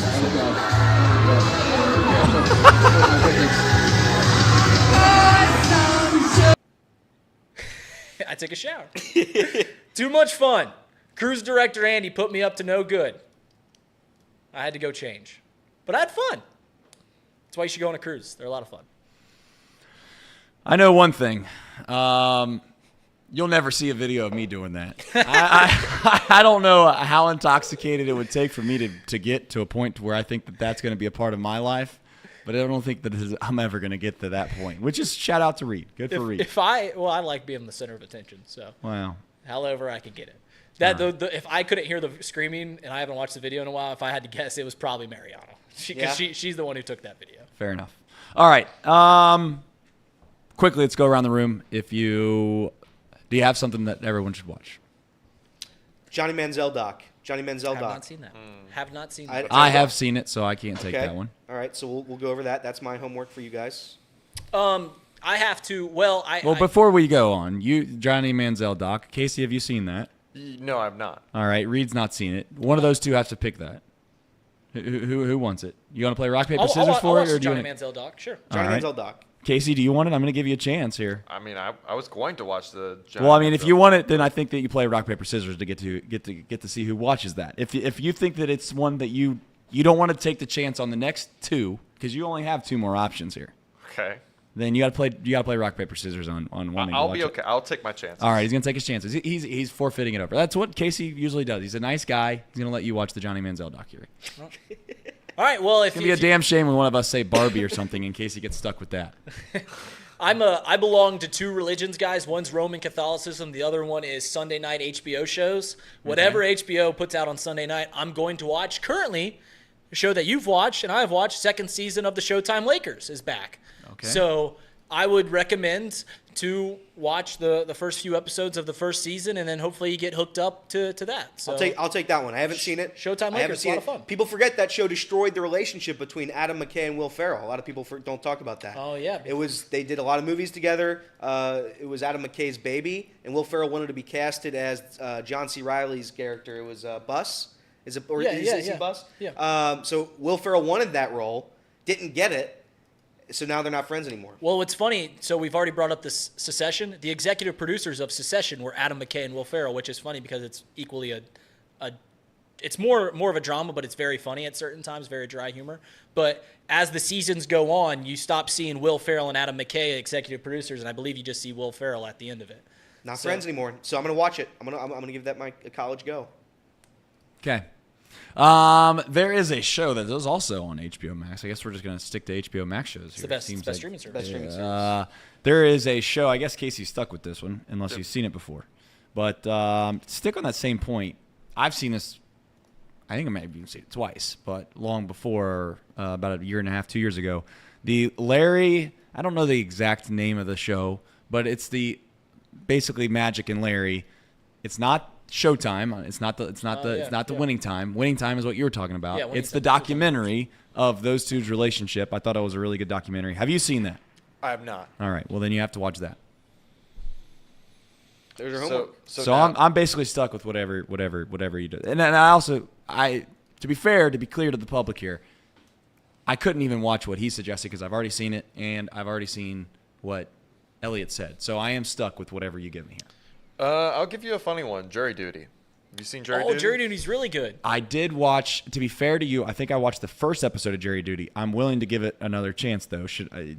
How long? By the way, the other rule of this is it can't last for more than 2 hours. It's got to be 2 hours or less. You gotta give it 2 episodes or something like that. Those So, episodes are quick. Which is Yeah, fine. those episodes are like My 20, point is 30 that you can't tell someone they have to watch, four episodes of Winning Time. It's Right. like that's a little much. You Now, watch if they 4 want to, seasons of Game of Thrones. all well. But I think 2 episodes in a season. Is that fair, chat? Is it fair to say that you should watch 2 episodes within a season before you give it? I think it's fair. Before you judge it by the book of its cover. Yep. Sure. Yeah. Sure. Okay. That's fair. So Jury Duty. Yeah, 2 episodes. I'll watch the first 2 episodes. I'll come back. Let you know how I think about it. Okay. All right. Well, we've talked about a plethora of topics. The show started in a serious manner. I thought we had really meaningful conversations, and then we diverged. We started talking about meaningful moments, and we had an argument about really semantics of a bunch of stupidness. And then the show just kept getting more and more stupid as we went on, because it is perhaps one of the dumbest shows out on the internet, which is probably why some of you like it, some of you can't stand it. I don't know what you do. But nonetheless, we're going to come back and do it better than ever tomorrow. I can promise you that. Tomorrow, Wednesday, we'll be back. Until then, you take care of yourselves. Tell somebody you love them. Go to sleep tonight. Don't be mad at somebody, because that's what Tracy Jones told us. And Tracy Jones decided that he didn't want to follow his own advice, which is 80% of success is just showing up. So next time I see him, I got a lot of beef with Tracy Jones. Until then, take care of yourselves.